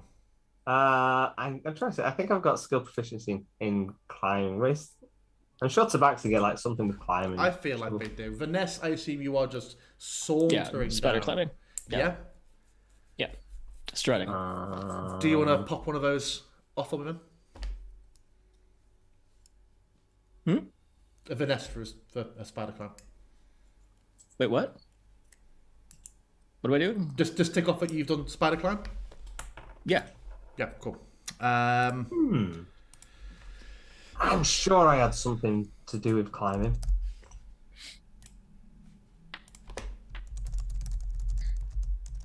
I can't find it at the moment. But Oh, you- I just oh right, I have an increased climb speed. okay, Climb. okay, cool. Okay, Oh, okay, cool. So yeah, just gonna climb down. I'm now back up to full HP. Yeah. Excellent, excellent. Okay, yeah, Hazim, you managed to grab on. I'm gonna go down a pole and just there, gonna, like, you've got. go down slowly. I'm not an idiot. Okay, Palisades aren't made not to be climbed by anybody. It's just that you can't climb them quickly or easily. okay. Unless you Okay. just drop down like a mental case. Badass. I like that she So swan you dives are- off. It's the deck and she's like, ugh. Let's I go. mean, healing word's a bonus action, so I don't know if you even noticed that I got hurt. Yeah, she's already got it prepared before she hits the floor. She lands on a. She lands on her hand. There we go. So, after more time than I expected, we are all on the muddy bank outside Yeah. Fort Watton. Okay. I want to climb back up. Fuck me. you would notice there is large disturbance in the mud. And Vanessa, as you're walking down, and the other two, as you're looking back up, you will see very, very similar heavy sets of gouge marks up the wall. Something with claws has just dragged itself up and over this wall, what would seem to be multiple times as well from this spot. And heavy tracks do lead to the water's edge. I mean, it looks like it keeps coming in through the same spot, and yet it is not the first time that it's managed to get through. Nobody's raised an alarm to stop this thing. What kind of defense do we have here? That's what we're here to find out. Kind of a rhetorical question. I think the answer is quite poor by the sounds of it, but... Whisper, you okay? It's quite a drop. Fine. You look fantastic. Let's look for tracks. I'll let you take the lead. Are you wanting me to roll a new roll, Jim? Yes. Okay. And with advantage, I'm assisting. Roll. Okay.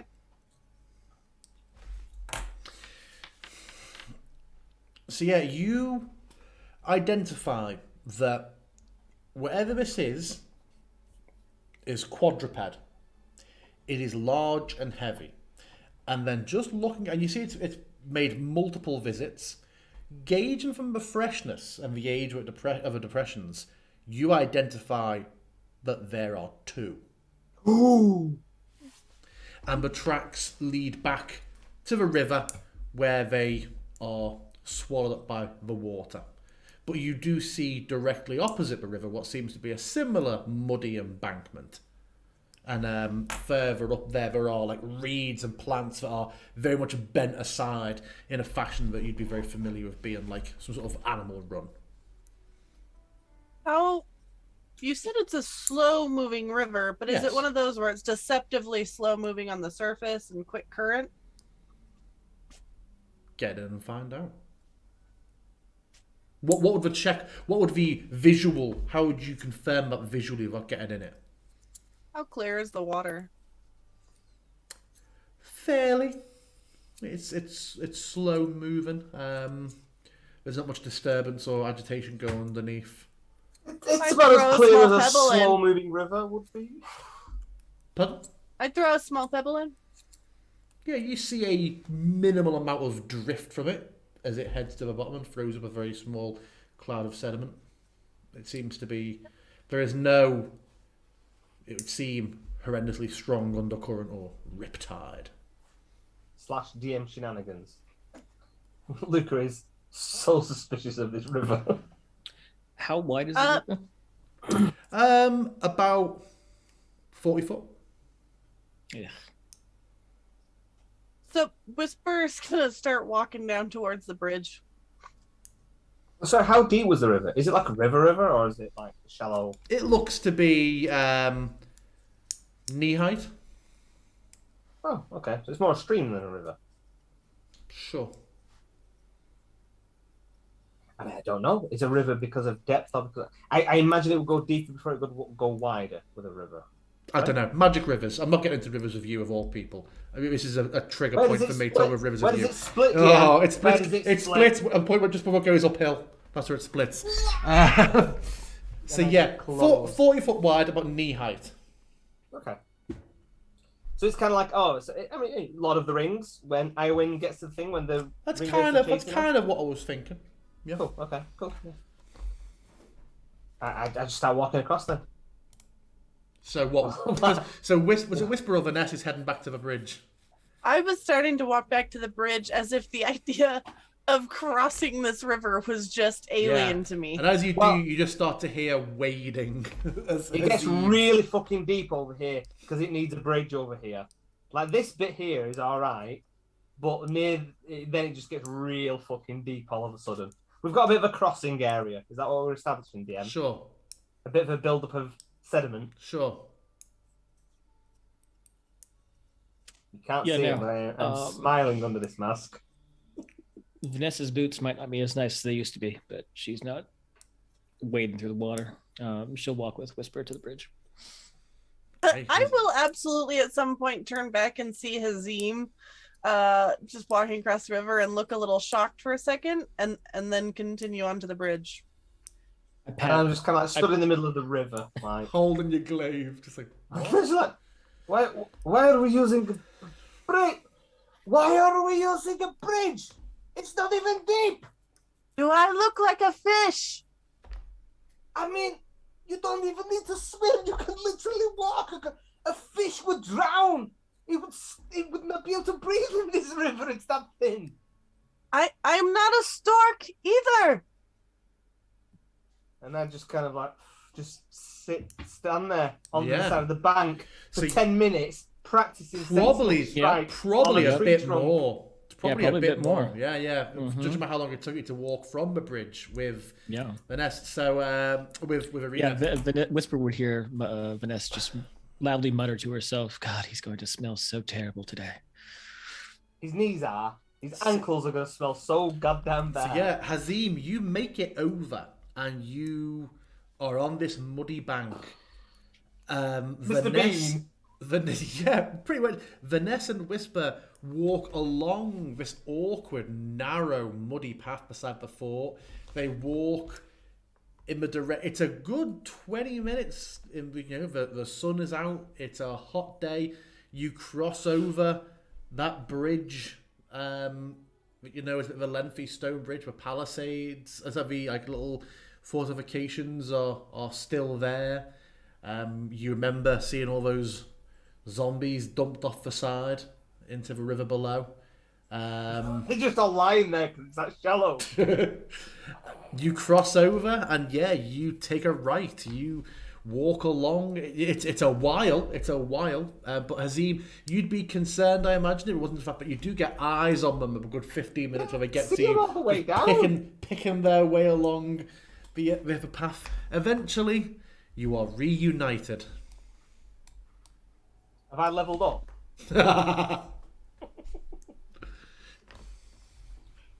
And you are all. I just You're look all. around like, I mean, it wasn't that deep. You've walked through worse than this. How do you know what I've walked through? I mean, we've trekked through the forests and things. You don't want to get. You're afraid. You're afraid of water?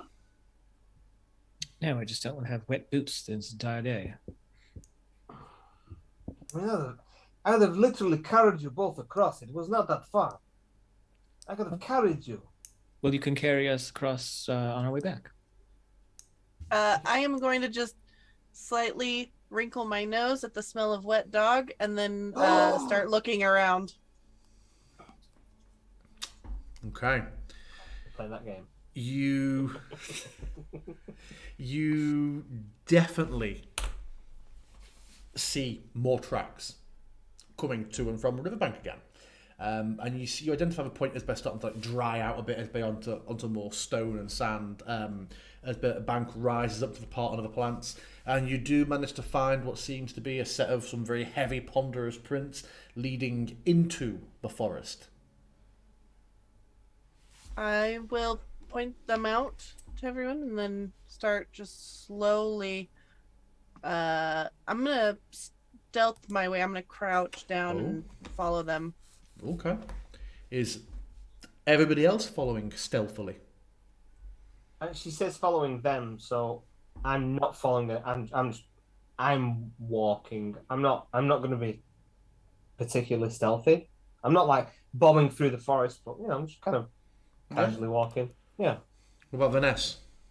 You'd see that Whisper has identified something and is following it and seems to be making efforts to, I don't know, get low, get cautious and treading light. Yeah. I'm actually gonna just do like a kind of a cursory, I don't know if it'd be investigation, but just to see if I pick up on anything that maybe they might have missed. It'll be survival, I would say, for specifically tracking purposes she's trying to do. Or are you looking for something specific? Yeah, I guess nothing specific because they were already kind of on the case about like actually tracking it. I'll just do it anyway and see what happens. Okay. work? Yeah, you are able to get a bit of a. You see, as Whisper's sort of following the vague sort of track, you realise that she's perhaps following a bit of a slight meander. Maybe the creature was doing some sort of just like cursory foraging or just sniffing as it was going. You're able to identify a bit of a more specific direct track. You sort of identify this creature's sort of ranging to and fro. Sort of like the variations, and you sort of get a more of a direct idea of where it was going. You also find a bit of a severed, fairly small piece of flesh that is covered in enough bristle that you identify it to be pig flesh. That's a plan, actually. Is this like track like there's just blood drops where we're Yes. following? Yeah. Okay. Well, Whisper is looking around. What's Hazim doing again? I'm walking. I've got this image of like Whisper and Vanessa sort of sneaking, and then I'm Mad being like Clayton in Tarzan, just loudly talking away. I mean, I'm not walking. being particularly loud or anything. I'm just kind of like, I mean, in my mind, I'm not as concerned about stealthing up on this creature than I would be a person. Yeah, I'm not super concerned about that. Yeah, either. you're not if you're sabotaging looking it. around. You just have a different approach to this. I'll stand behind Whisper and just point out the direction that I found. I think, while that's valuable, I think the creature went more directly this way. Yeah, and I will adjust my course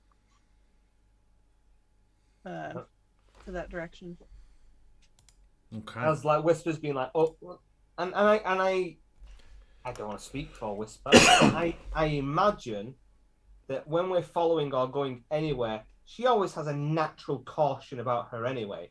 So she always looks like she's semi-creeping and not sure.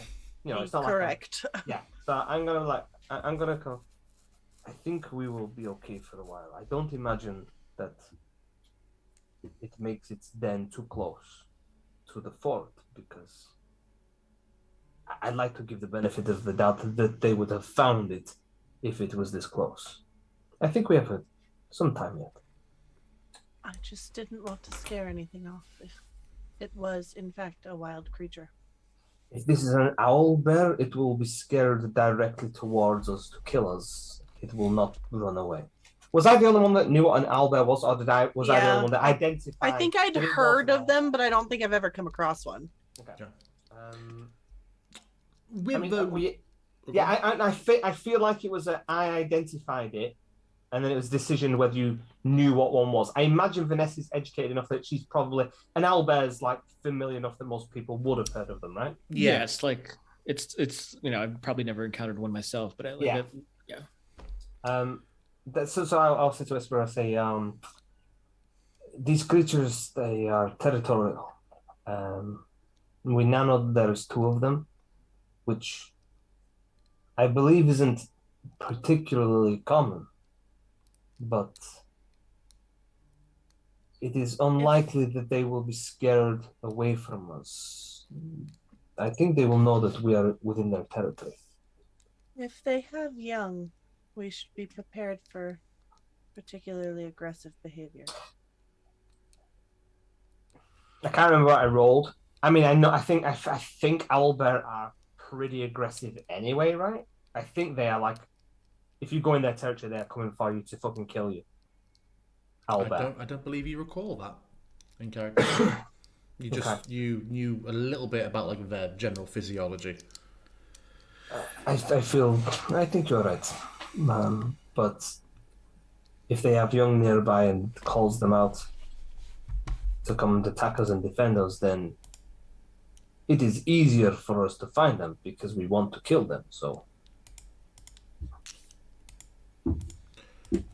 with your combined survival checks, you are able to track these through a very similar sort of forest to the Southwood in sort of like its general, vibe and its level of illumination, density of trees, but sort of like sparse like dead pine, well, like fall pine covered undergrowth underneath. Very, very like alive pine trees. After an hour or two, you get to... So it looks a bit more like this, minus the stream. Just a gradual incline up. It continues to have tracks that you are able to follow. You do hear once or twice up ahead in the trees a sort of like echo down from the hills.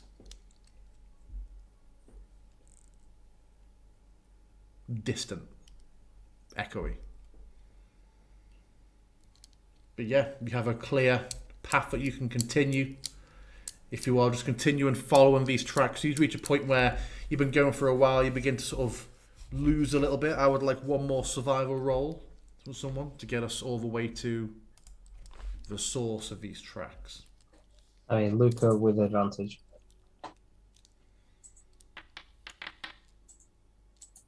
Ooh, Yeah, you surprisingly low.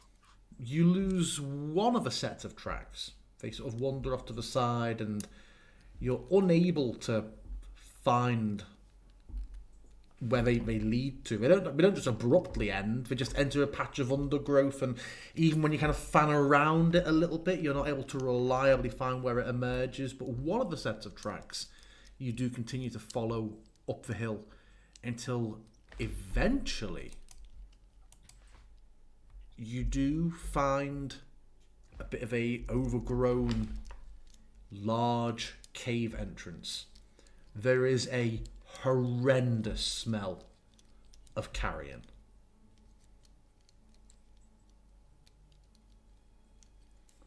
It is a wide, low cave entrance, a bit of a slight stoop for Hazim to get into. The others can probably get him just a bit of a ducking of the head, but yeah, you smell this place a minute or two before you see it. What do we wish to do? I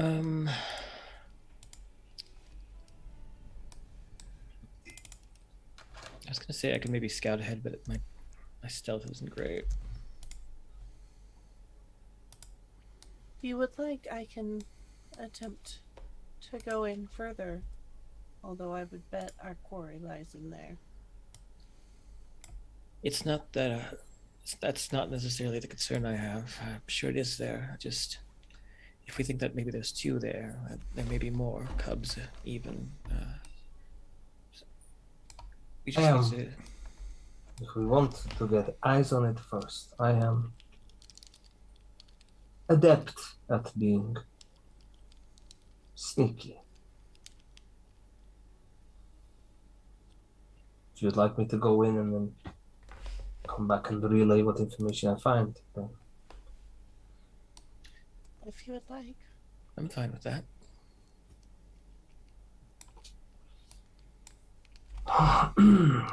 okay.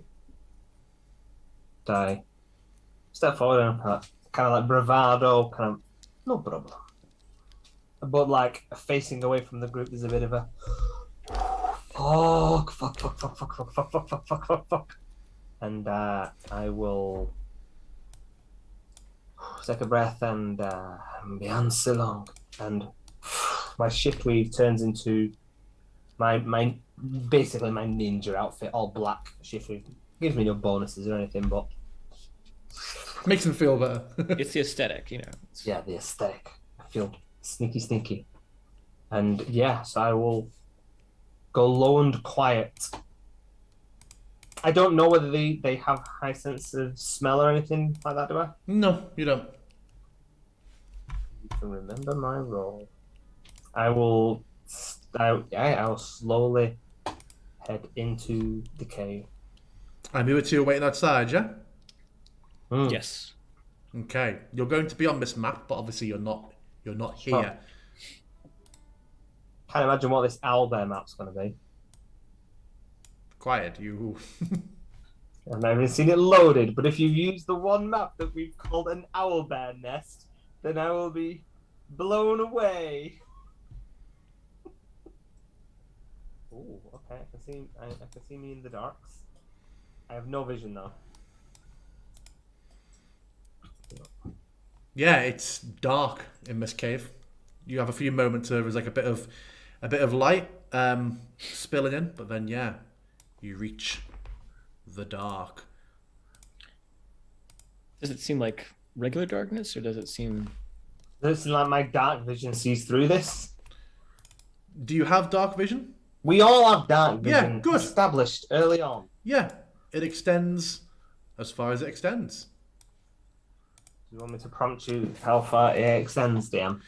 You see wall in front of you. I have made some modifications because there's not a minecart track in here. No, yeah, I presumed. I still can't see anything though. Yeah, so because mine is like 120 feet, so like there's like a wall cutting us off at the end of this path. Yeah, like when I click on you, Hazim, I can see through your eyes. Oh god, And you have is some it that vision. fucking dark? 1 second. Is the map that dark that I can't see it? I mean, If so- the others can see, so it must be a problem with your token. Ah, yeah, you keep reverting down to having. There we go. Now you should Okay, see. I there can we see. go. Okay, 1 second. I thought you were complaining, but you couldn't see as far as you were expecting to see because some No, extra no, walls no, have no, been no. thrown in. That's No, what it's I'm very complaining about. I And just that was don't very know much why. a technical. Okay, so Okay. yeah, Hazim, are you stealthing now? Now Oh, you're yeah, in here? yeah. Let's have a let's have a understand. stealth check from you. Do you want me to blind it? Sure. I think it's blind GM roll, so I'm going to select that one.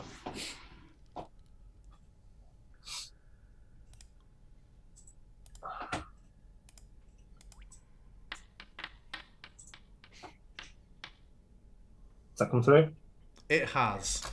Okay, cool. And I don't know what it is, so I am just creeping. So Yeah.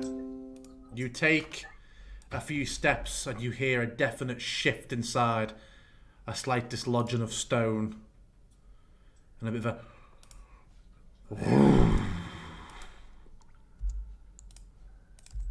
okay.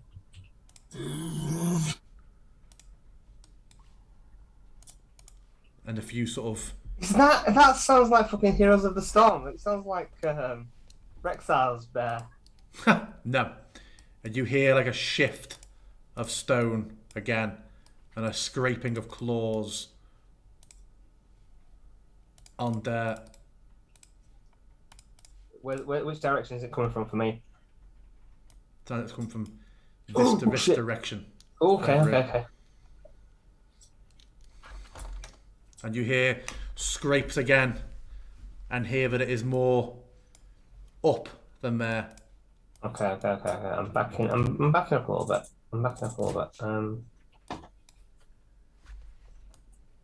So right, okay, so from where this is, my dark vision is supposed to be 60 feet.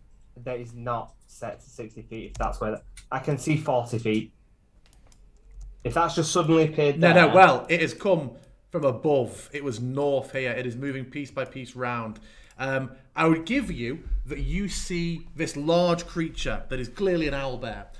With your dark vision, you can see, Hazim, that this is fucked up. It is heavily, heavily wounded. There are huge bloody patches running down its forearms that have deep, deep gouges across it. The beak looks like it's actually fractured and damaged, and its head is sort of lolling a bit. But from the alertness in it and how it's trying to drag itself around, it definitely smells you. All right. Cool. Then, I will drop in our chat now that its perception was a 19. Your stealth was a nat 1. Nice. That's fine. Okay, so but I've clocked on that it knows I'm here, yeah. Yeah. Okay. Then do you want me to roll into initiative or anything? Yes. Are you wanting to call out or anything to the others? Yeah. Okay. No. Yeah, I'll add you into combat. Combat rating challenging. You say that. It's half fucked, so I'm good.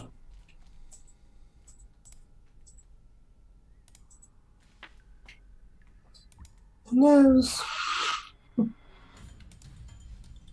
Okay. It goes for... Oh, what's your dexterity? You matched. I think it automatically pairs it up. I mean, my dexterity is 14. No, you should go first, then. Okay, cool. Don't know why it hasn't done the initiative tie. Interesting. Yeah, but you are up, Hazim. Do you want to change me around now then while I do my move just for future combat? But I'm gonna go 1. Yeah, Presuming these are stairs. I'm gonna update yours just to be 18, just for the sake of... Sure, okay. So presuming these are stairs, so that's 1, 2, 3, 4, 5, 6, and then as I'm backing up my glaive already out, I look at the others and I go, okay, we found one of them. Looks pretty messed up, and I just kind of like ready myself. When you say readying yourself, is that? Oh no, yeah, no, I'm yeah, nothing mechanical. Okay, are the other 2 coming in? Yeah, when you say you look at us, can we see you? Like, You've are you got that? vision. You got that. Well, vision. they were Okay, just okay. they were just outside the cave member, so you know that Yeah. only like 15 feet away. You could call, Yeah. you would have heard him call out the cave. Yeah. Okay, His okay. voice comes echoing out. Just confirming. Yeah. Yeah, I'm not being like really loud because I don't want to alert the other one necessarily. But yeah, Okay, it's going to move, and then we'll start a new round of the other 2. Right, coming yeah. in. okay. It roars. You both outside hear Right. the roar as well. It is going to barrel towards you. It will hit the point where you can attack it, Hazim. That's not where I'm at. I can't attack it there. That's 15 it's 10 feet away. It's okay. I'll move it a bit more then. It looks like it. It's attempting to come to you. Sure. Okay. Now I will attack it. Mm-hmm. Yeah. So I'll go attack opportunity on it.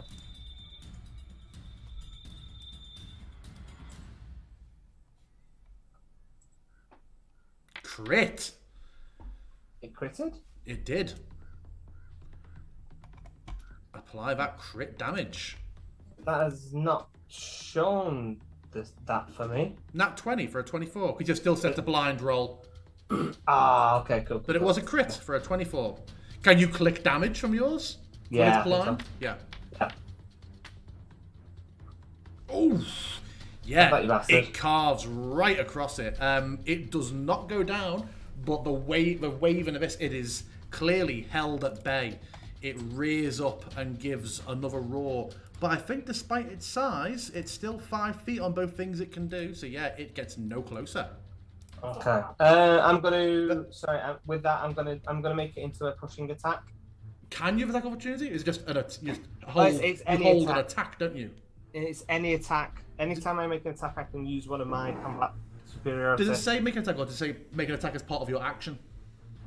It says anytime Where you did make an attack, you can use the superiority dice. Okay. It's literally on any time I Yeah. do Okay. it. Only because I'm presuming this might have reach and might be able to reach me on its fucking go anyway. So I'm going to push it away. Does it need to make a save, or does it just happen? 1 second. So when you hit a creature with a weapon type, you can expend this one superiority dice to attempt to drive the type. You add the superiority dice to the attack's damage roll, and the target is large or smaller and must make a strength saving throw. So the damage didn't come up for me. The damage you did was 19. Okay, 1 second. So plus 1d8.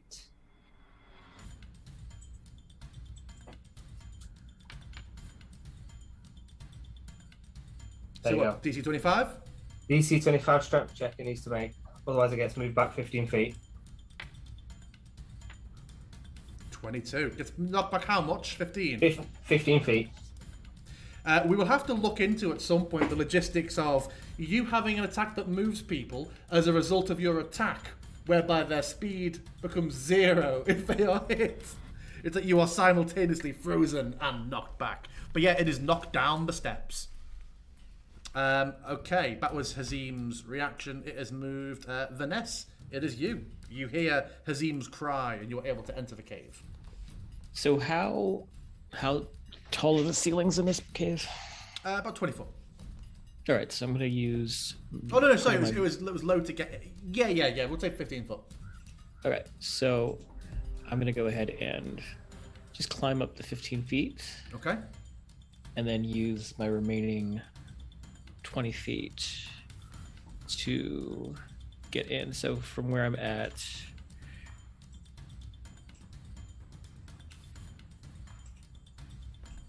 get here. Oh, hi. And seeing this big old thing, I'll try something new. Does it look like it's injured or undead? Yeah, it looks supremely. It's definitely not undead. It is just Okay. heavily injured. I'm going to extend my hand as I'm bracing myself to the ceiling, and some of its own shadow is going to kind of coalesce around it, and I'm going to cast Frostbite on it. So it needs to make a Constitution saving throw. Click damage and it should. If you added the spell in from the compendium, click damage and it should force for save.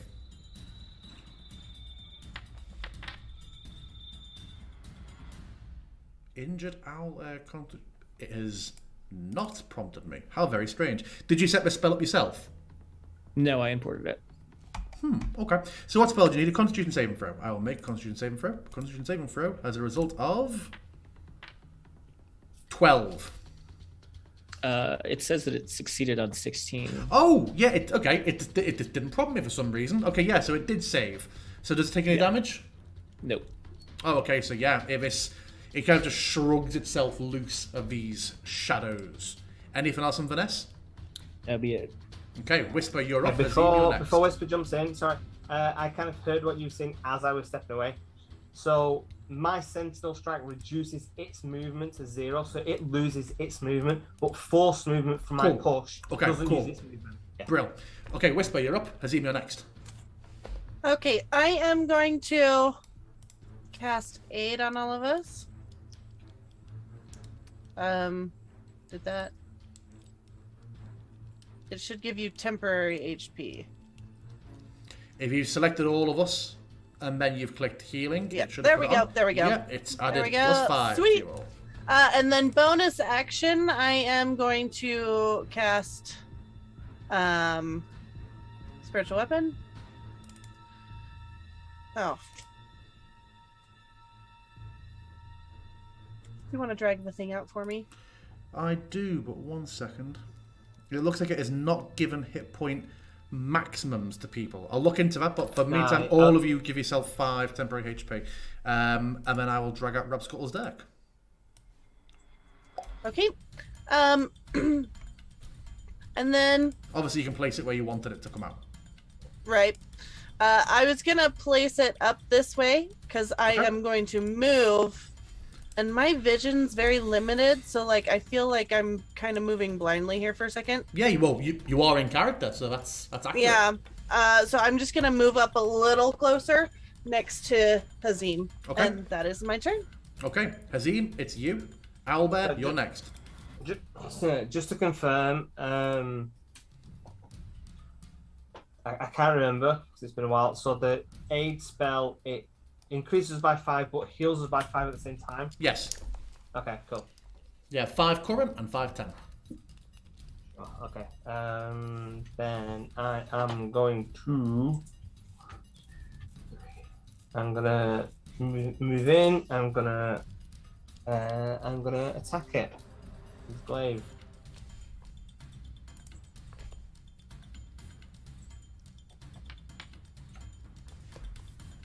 Misses your first one. Misses the owlbear, and you see it kind of hunker down a little bit at its poor turn, and you just get a sense that this thing is going to be able to strike back very swiftly if it so chooses.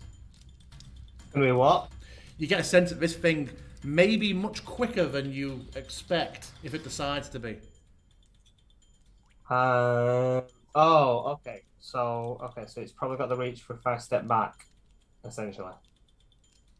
Does it look like it's got the reach? Like if am I going to step back, it's going to get attack opportunity? It's a Not large. reach. It's a large. Yeah, It looks like it's not the sluggish predator that it might look like. Oh, it's, yeah, I mean, it's more about its kind of appendages and stuff anyway. So okay. Sorry, my mask is basically falling over my eyes at the moment, so I'm trying to fucking look at stuff. Then I am going to. Yeah, I'll hold it there. That's fine. That's my go. Is it? Oh, do you know what? I forgot you hadn't hit level 5. I was like, you've forgotten you have your extra attack. That's next. No, level. I don't. I still have no. attack. Your pommel, haven't you? But you haven't got. Have you got extra attack? That's level 5. I've got no. Oh yeah, sorry. I've got action surge, but yeah. I've not got extra yeah. Okay, cool. Right, owlbear. It pulls itself up back to its narrative feet. Yeah, it is going to attack Hazim. Just roars and lunges forward. First, with its claws. 25, anything you can do about that? Not me, no. And then it follows up by diving forward with the beak. Another 18 for another 25. Okay, this thing ain't fucking about, is it? And you just see it barrel in and just claw and beat down on Hazim. You see him just it bursts back up a couple of steps towards him, and then it is just a screaming dervish of claws and beak. That is its turn then. Vanessa, it's you. Did you say, what was your cry then? Shit tonight. Shit tonight. I said they were deadly, then forgot they were deadly. Vanessa, it's you. Whisper, you're next. Yeah. So I don't know if this would like require some kind of action or something, but this thing is clearly injured. Mm-hmm. Would I be able to get a sense of what injured it?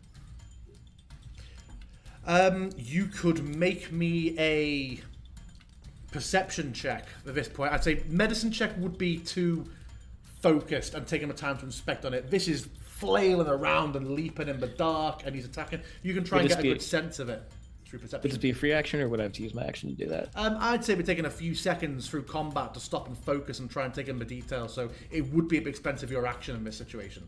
Okay, so I won't do that then. Yeah, Unless fuck it, everyone else thinks I should. I feel bad for this owlbear. Don't.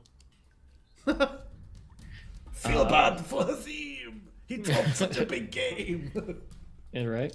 So I'm going to go ahead and, since that first attempt didn't work, I'm going to try casting Mind Sliver on it. Yeah, just target it and click damage, and it should force the save.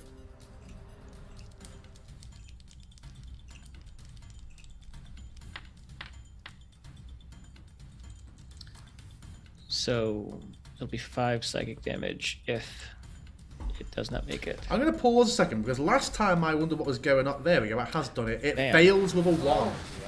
Miserably. And so it does something on its next turn. Is it It subtracts 1d4 from the next saving throw it makes before the end of my next turn. Before your next turn? Okay, yeah. Is it saving for it makes against you, anything from you, or just anything? Anything. Okay, yeah. You tell me what that spell looks like. Yeah, so it just kind of sitting up there. It looks like the owlbear shadow just kind of reaches up and digs its claws into the head of this creature.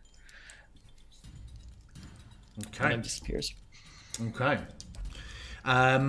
It does not look in a good way at all. You see its legs almost buckle for a moment. One of its eyes just seems to blacken over with the spell and just doesn't return to normal. It looks to be in a very bad way. Anything else on Vanessa? No, that's it. Vanessa, to you. Sorry, Whisper to you. You still can't see the creature. Well, you Muted. Well, you can now. I just moved up. Yeah. So that I can see. And I will move and attack with my spiritual weapon. You just had that sense of horror that sinks over you from witnessing. On an instinctual level, you see this. You know this is an apex predator. But in a bad way. It's been brought very low. Your spiritual weapon hits. Rabskuttle's Dirk flies out at it. Tell me how Rabskuttle's Dirk kills it. I think I would just go straight for the neck with this little. I mean, it's just a little dirk, so it's not some big slash. It would just go straight for the neck. You just see Hazim as you've attacked this thing and it's just burst at you, and you're trying to back up or whatever, but it is just barreling down. It rises up, the corridor, as it like these steps down, the ceiling slopes down with it, and it just fills the space above you entirely, and it rakes and beaks as you're trying to fight it off. You just see the little glowing dagger coming to the side and just in its neck, and it falls forward towards you, sort of still mid-swipe, and just heavily slumps to the ground. Yeah, as that spiritual blade comes in and I see it kind of take it out, I just jab at it like pretending I'm having the kill. Okay. It hits the floor with a heavy thud. Can I use? Yes, we're out of combat. We're about to be, but if you want to do something, you can. I was just gonna throw a heal. Yeah, you can. Hazim. Yeah, you can do that even out of combat if you want to. I wasn't sure if we were remaining in combat for a second, because we don't know where the second one is.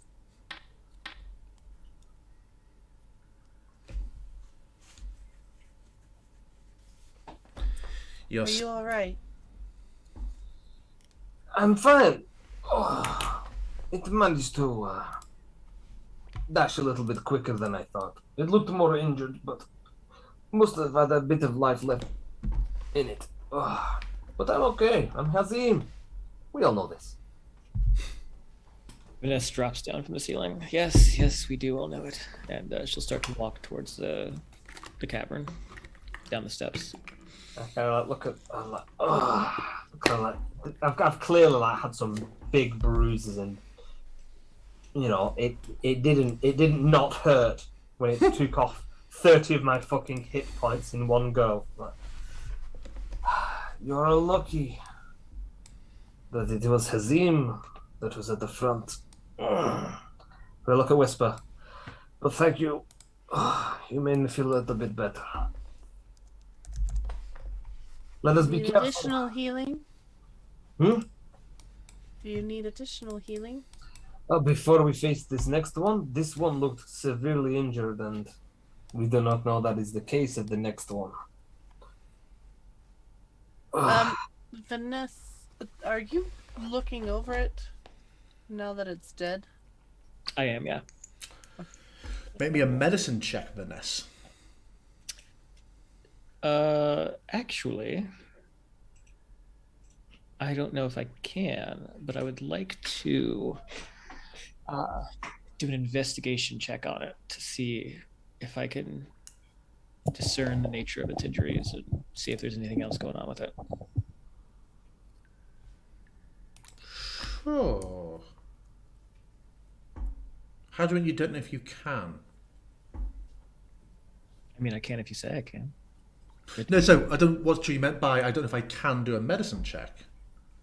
No. I wanted to instead of medicine, I wanted to use investigation. Okay, you want to get more? You want to get the specifics you'd get if you were looking at the medical sense of it. I mean, the Hazim got even at a cursory checklist glance, some very obvious wounds in it, and you were there. You watched some magic come in. You saw Hazim's glaive come in. You know that there's a puncture mark in the neck, which is a result of Whisper. Other than that, there are a couple of wounds that are unaccounted for. Large tears down the flank, the front legs. The beak was very clearly cracked, top and bottom, almost sunk in and depressed.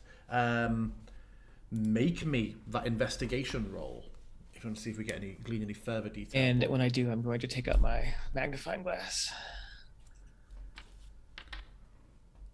So that's going to be a big ol' 7.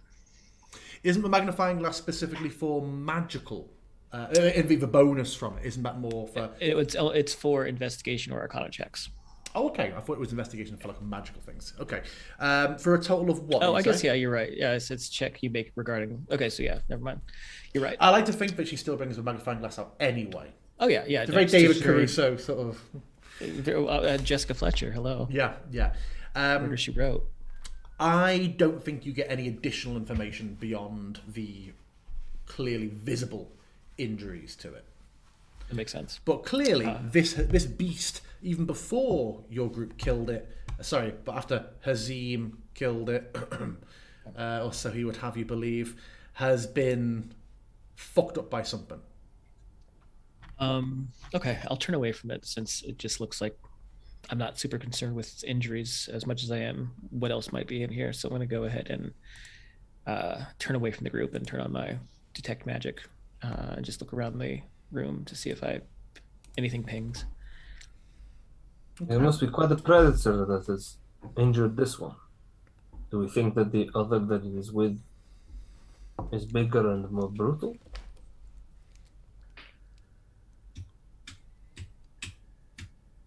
Damn, I can't tell if it's just because it's real dark. Does this go anywhere? Does what go anywhere? Where I'm standing? Is this like a... So this is Once upon a time it did. Once upon a time it did. Yeah, you're not seeing cave wall. Basically, this map raw has like mine tracks that come in, and it makes no sense in the context of Falcovnia. So yeah, there are. If your vision isn't extending, it's because there's magical DM walls. Okay. So left and down is the only way for you to go.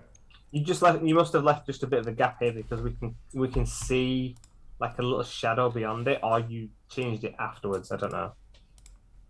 Like normally, if you put a wall across like this area, it'd just be black. But we can kind of see that it goes kind of like faintly into something as well. Okay. I see some beautiful glowing water beyond this. Yeah, there's a couple of cracks in the walls. Yeah, you do see a small break in the ceiling, letting in a bit of light, and it is dancing on where rainwater has pooled over time. I look at Whisper and say, "If you have anything left in you, then I know how hard that last one hit. I wouldn't mind feeling a little bit stronger."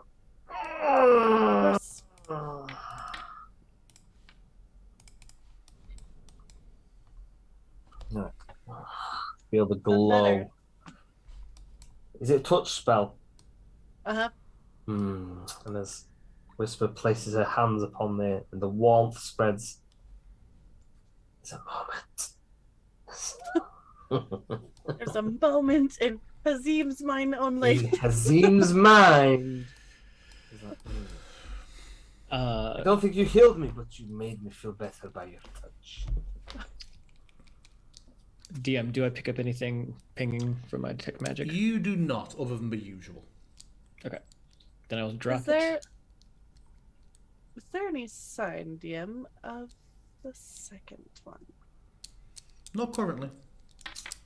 Okay. I'm gonna use my second wind. Okay.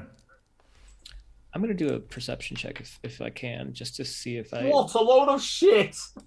Dang. Why did I bother? Damn. Oof. Damn. I cough and then go. Do I feel better? You choke. Sure. You choke somewhat on the cough. Yeah. What Vanessa also not perceiving much.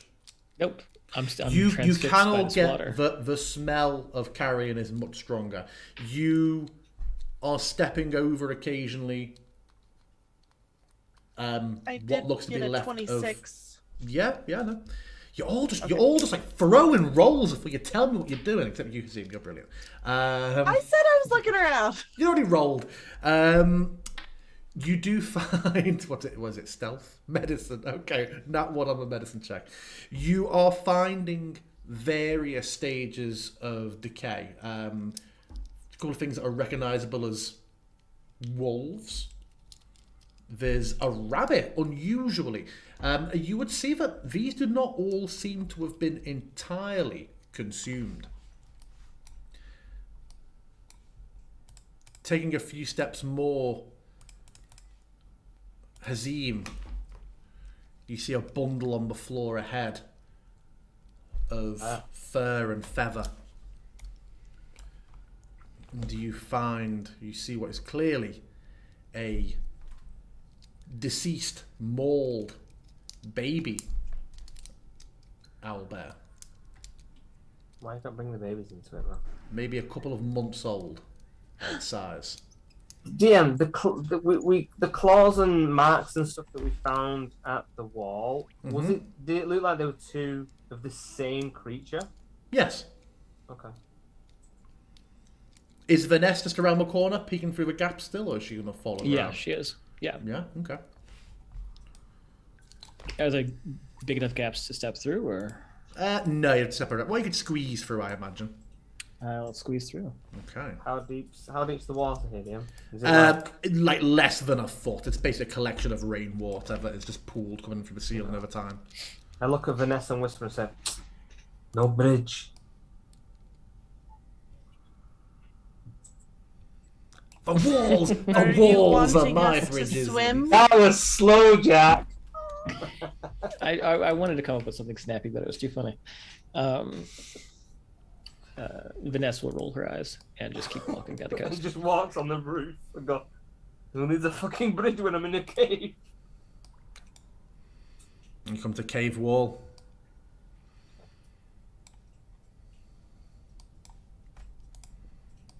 The smell of carrion gets much worse. Don't you made the fucking map. I didn't. Oh, didn't you? Definitely. Yeah, you start to see again all around this place dead swine, dead forest animals, a couple of dead adult owlbears seem to have been mauled. I'm else. just gonna hunker down. I want to listen to see if I can hear anything. Okay. Do we see any sign of kebab? You do not. Yeah.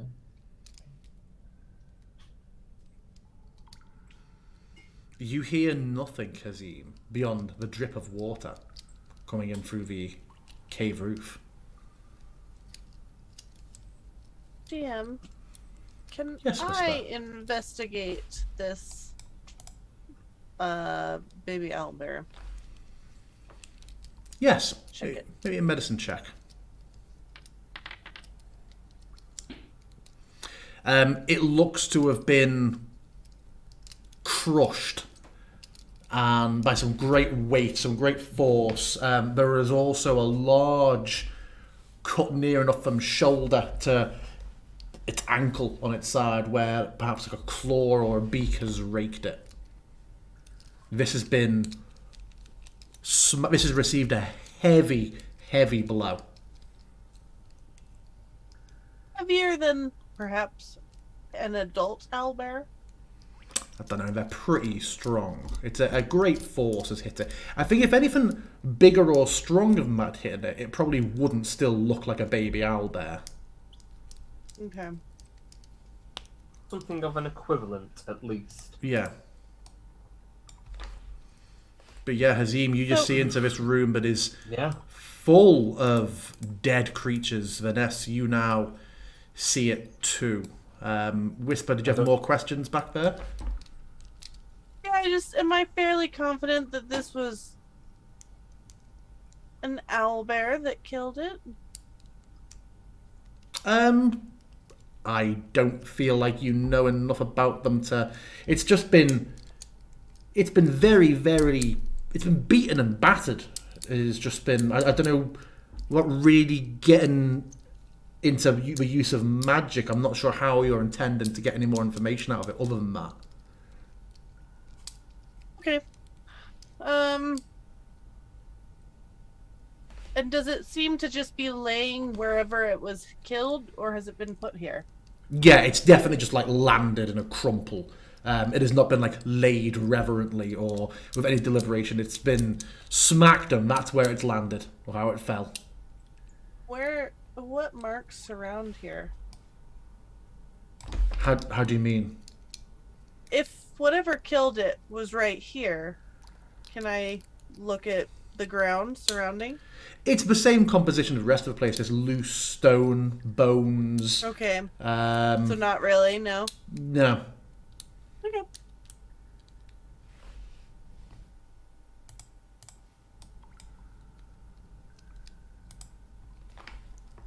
What are you doing? I mean, I look back at Whisper. I'm not gonna start diving in on my own. Like, does she look like she's ready for moving forward? I'm kind of watching her investigating. I'm like, okay, she's having Whisper time. I will conclude my investigation of this corpse. I will just look up at you. Are you in the water? I mean, I'm on this little bit of an islet here in between it. But I mean, Yeah, it's but like you walked through That's the water. yeah. It's like you're ankle still deep, you're still in ankle the you're still in the water. Rainwater. That is one of your own canopy elements over you, the mad cartographer. What? That's a canopy? Yeah. It's an ill-placed one. I blame Stefan on the design on that. Sack him. Never have a canopy on a grid line. Always Okay, have so it yeah, over so a you're waiting for Whisper. square. Okay, How yeah. deep is the water on you? Ankle deep. Ankle deep. All right. And look, I'm and gonna. look, have you got hesitation about stepping into the water? Yes. Okay, then I will kind of step back over and I will like Drag I'll hold her. my hand. I'll hold my hand out to Whisper. That I can see this trepidation. I'm like, it is okay. Going to look miserable stepping into this water and very much look like I want to pull my feet out, like kind of in that way that cats do with the. It's horribly cold water, Whisper. My whole being just kind of like, oh, and Whisper, I'm gonna step in it. Whisper. There are far worse things in this cave than wet feet. Get a grip. I'll And I just kind turn of around. look miserably at him and continue on. I will tolerate so much, but wet feet, I will not. And then I finally see where Vanessa was because I didn't know where she was. Like for the entire fucking like, oh, you're fucking there, fucking avid wanderer. And I look Everyone, around, make a perception check. And are you all still trying to sneak? If so, make me stealth checks. yeah, I think we would all be sneaking now.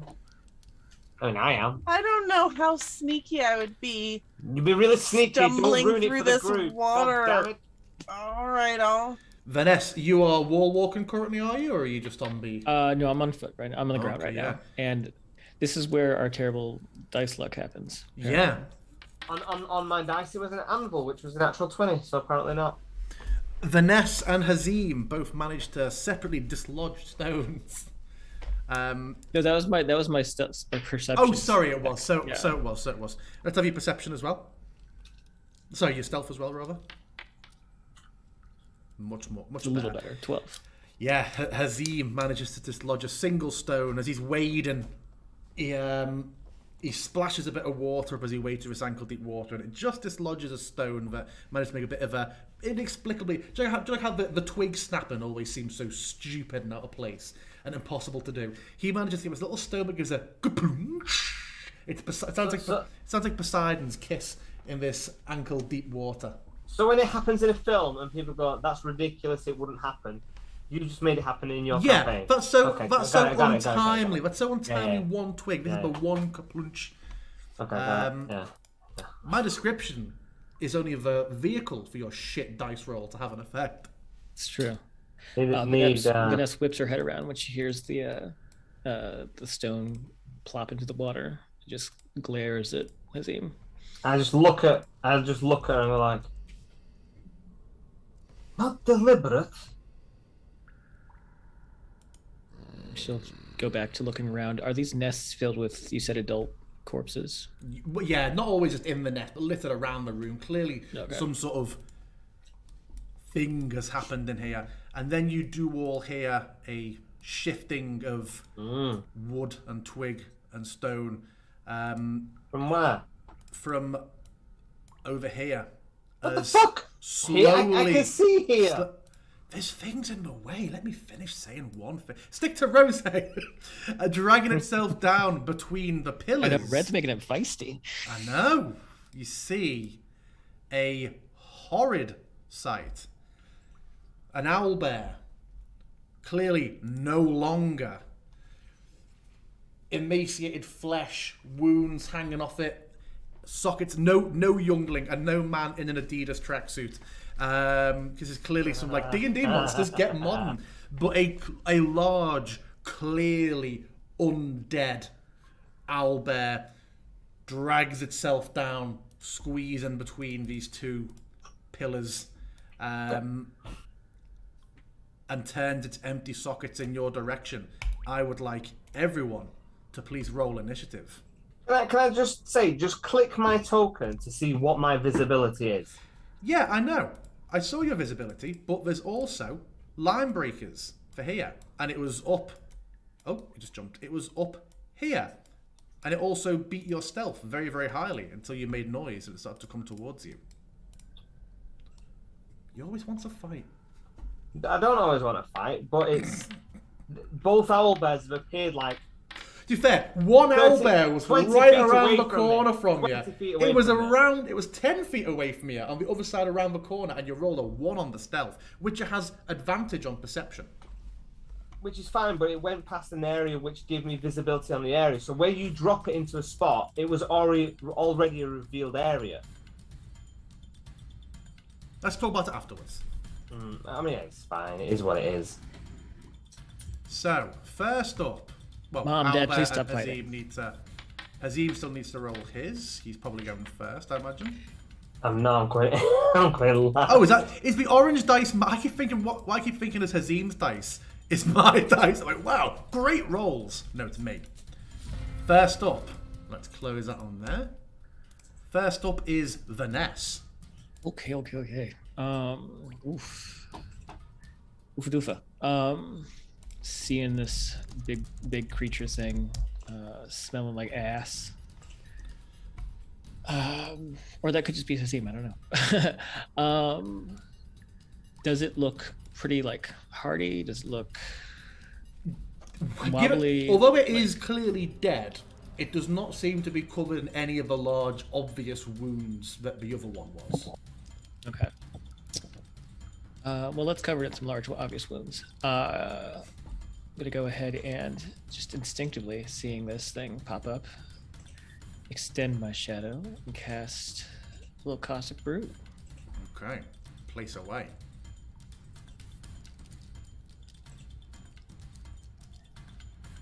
And I'll be stepping closer to it. Just.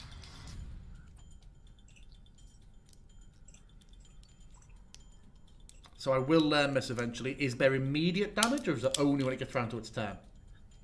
So it has to succeed on the dexterity. So if you click damage, it should force the save.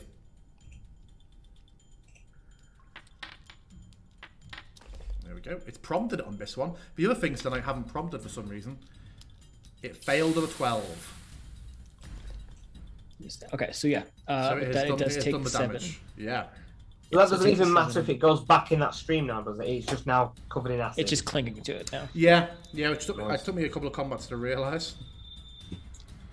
And then, so that was 15 feet. I'm going to use my. This is a pillar in front of me, right? It is. I'm going to use the remainder of my movement, the 20 feet of movement, to get up 20 feet Okay. on this pillar. Okay, anything else from you? No, that's my turn. Albert's turn. So remind me, does it immediately take more damage? At the start of each of its turn, yeah. So, Yeah. Let's go. Is it 1d6, if I remember rightly? 2d4. Oh, wow. Okay, yeah. 2d4. Roll 2d4. Oh, good, you're doing it. Okay, you have rolled a 4. I will knock I rolled a 4 as well. I'll knock an additional 4 health off it. Remind me, what is the prompt for it to stop taking that damage? It has to use an action to scrape it off them. Cool. Okay. Yeah, it does not. It is going to come forward and let's see what happens to Hazim. Not in range yet. It's there you go. Okay. Yeah, I'm attack of opportunity. I'm gonna.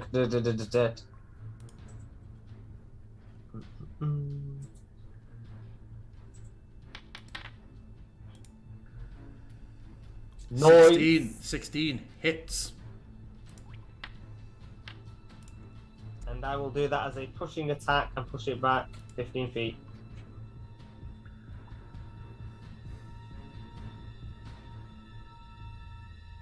What? I was just thinking through what you said before, and I was thinking for a second, what stops it from just running back in? Now you don't have a It's got- reaction. it's got Well, zero movement. its speed is 0. Yeah. Yeah. So yeah, you knock it back 15 feet. Oh, sorry, it makes a save, doesn't it? First of all. Ba-da-ba-ba-ba. Yeah. So it needs to be. Oh, bear with it. All that. Oh. Okay, well, it's rolled a dirty 20. So What's what it was need? my damage? Damage was 9. 9. Oh, I can't roll an 11. Okay, so it doesn't get pushed back. Okay. So it gets Oh, well, let me double check. I think it might just be a flat D8. I don't think it adds anything. So let me double check that. Combat Spherity.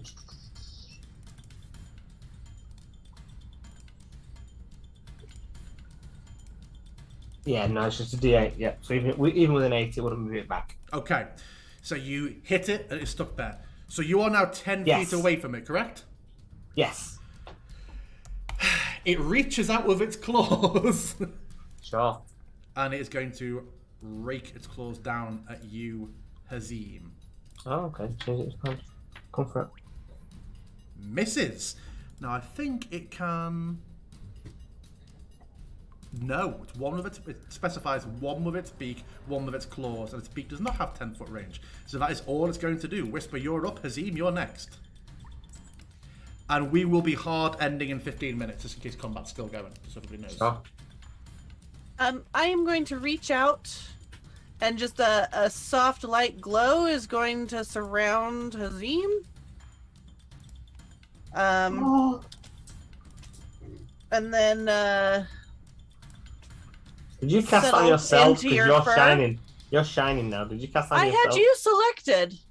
But the effect's on you casting it. I checked the AC. Okay. The AC has not gone on to Whisper. I did just check.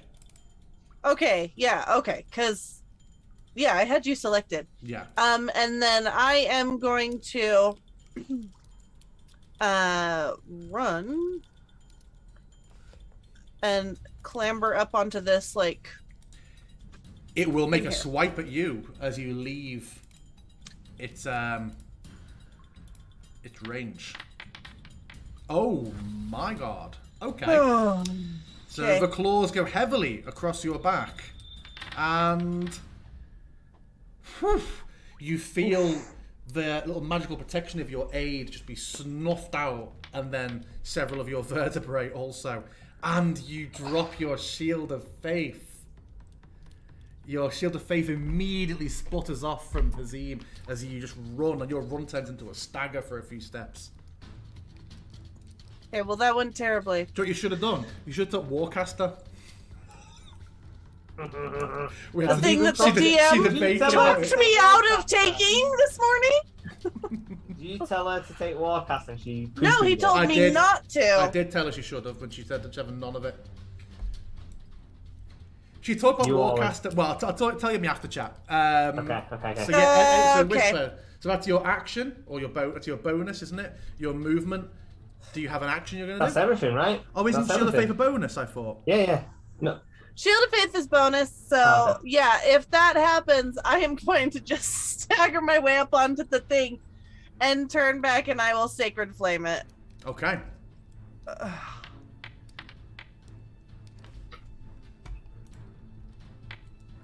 It fails. Too God. damage.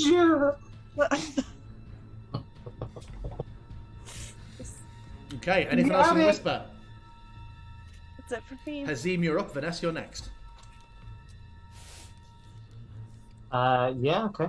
I'm going to attack this creature in front of me. I'm gonna go good live. Worth it.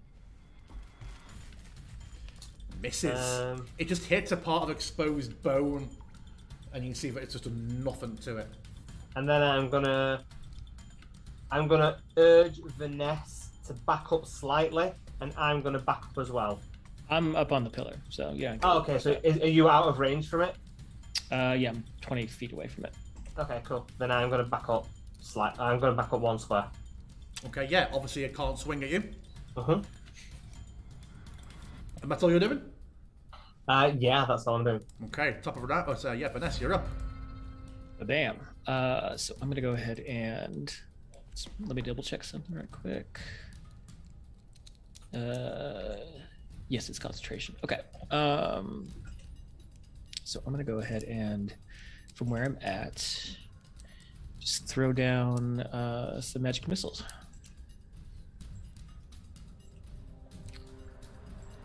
And I will do that right now. In just a moment. Please hold. Ooh.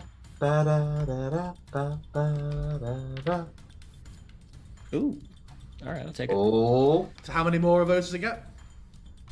So it's just first level, so it's going to be 3 darts. Okay, so I will take another 10 off it. And then I don't think I have a bonus action that I can do, so I'm gonna stay put for now. Yes. Okay. Owlbear's turn. First of all, gonna roll 2d4 or whatever it takes for its prolonged acid damage. With pleasure. 7. Okay. Owlbear's turn. It sees Hazim's glaive point, I presume, leveled at it. It's only giving him a shock coming closer. It feels its acid burning away at itself. Its head sort of tilts and lolls for a moment, just sort of looking, listening. What the fuck?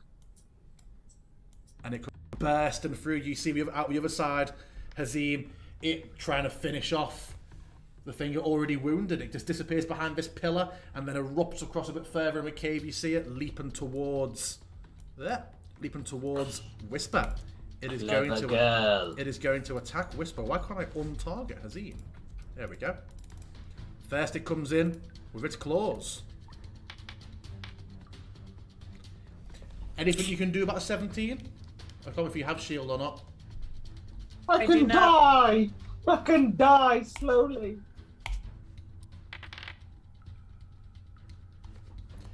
Whisper goes down. It. And then it is going to go in with a beak on her. Oh, so we're playing proper D&D then, are we? I see. All right. Advantageous because she's prone. Hits. Doesn't it automatically hit because It's I'm an auto-crit. unconscious? Yeah. It's not Auto-crit. okay. Crit. It's critical hit. So Two death saves. is a crit, which is 2 death saves. Yeah. Yeah. Oh shit. Okay. It just kind of like rips at her, just ragdolls her. You just see her go down with the claw. The claw almost crushes her down to the ground, and then the beak, it tears at her, and it kind of doesn't let go as it finishes, and it just kind of just ragdoll flips her onto her back for a moment.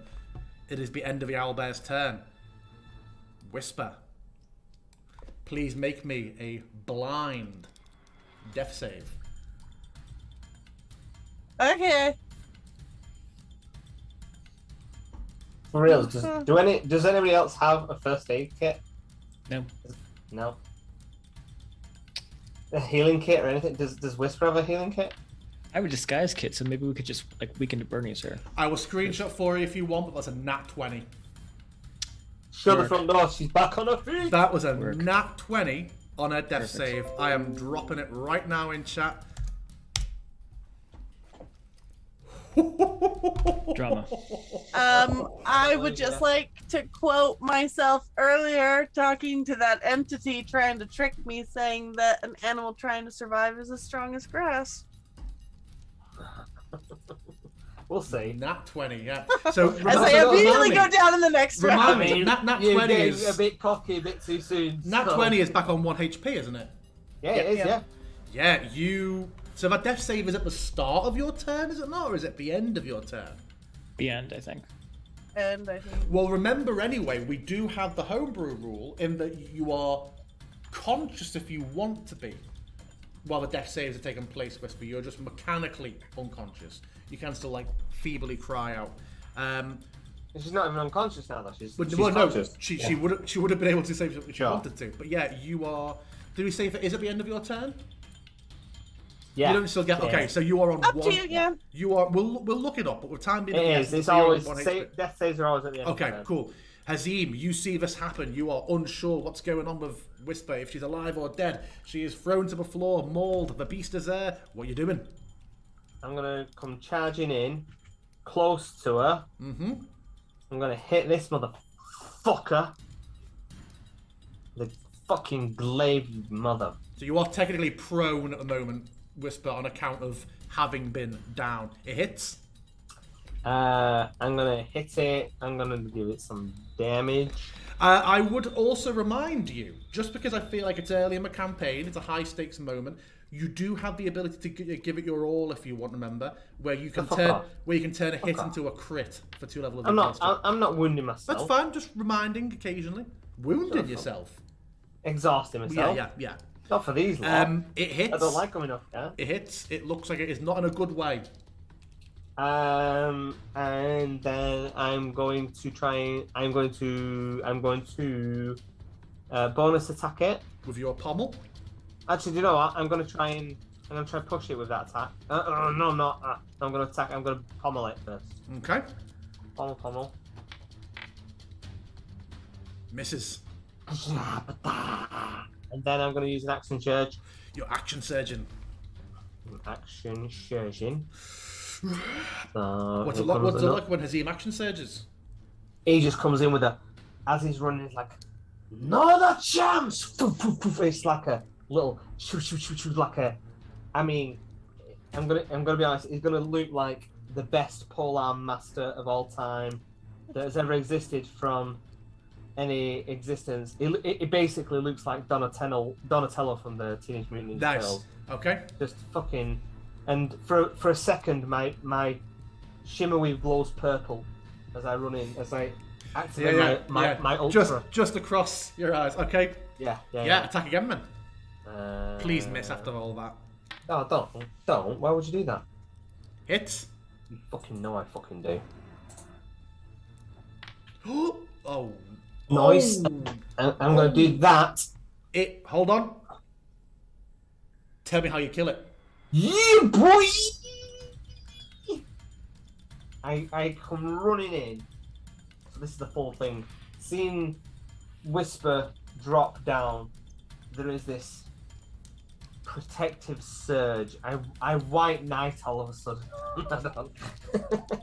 I look at this strong woman dropping and I think she will be able to save herself, but I shall assist her. Right, just like I come running in, and it is just like big glaive. I've got enough of a run with a big glaive slash that kind of cuts across its mouth as its maws opened. It kind of like cuts through the cheek, straight through. And as it's kind of run, this big pivot around and up and underneath, into its throat, up into its head, into its brain.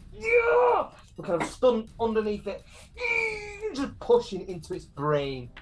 And it kind of collapses to one side, and I leave my glaive for a second, and I just let go of it, and I look to Whisper down on one knee. I'm like, "Are you okay?" After all of that, I really wish that it had survived its undead constitution save and throw, and it just got back up and kept going.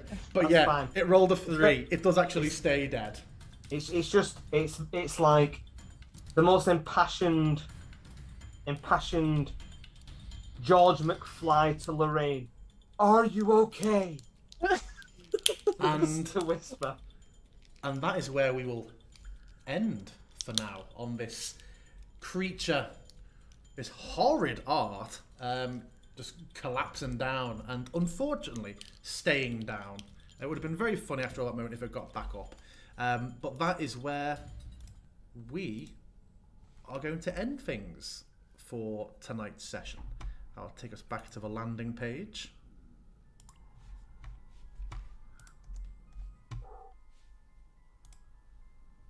But yes, thank you very much, everybody. It was fun to be back after 2 weeks away. Let's just quickly go around. Oh, we didn't do it at the start. Let's just go around, say who we are, who we were playing, where people can find each other this week. I will go with Jack first, because I think he has to step away. So yeah, over to you first, Jack. You're muted. Muted. Tell us where we can't find you anywhere. You can't find me anywhere. But I am Jack, and I played Vanessa. Bye. Yoink. Down to don't quit the call just yet. Down to Mad. I am Alex. I'm mad. You can find me over at www.patreon.com/themadcartographer or www.cruciblemag.com. Can't even remember my own thing. Whatever. Just do what you want. But I played Hazim. So thank you for watching. Excellent.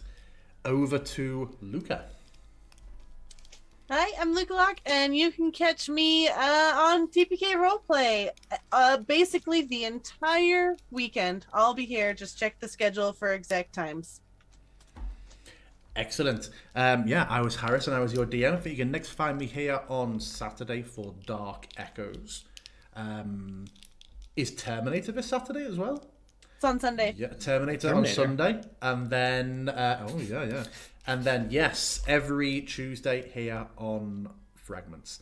But yeah, thank you very much for watching. It was fun to be back. And we will see you next week. But until then, Quippy signing offline. Quippy signing offline!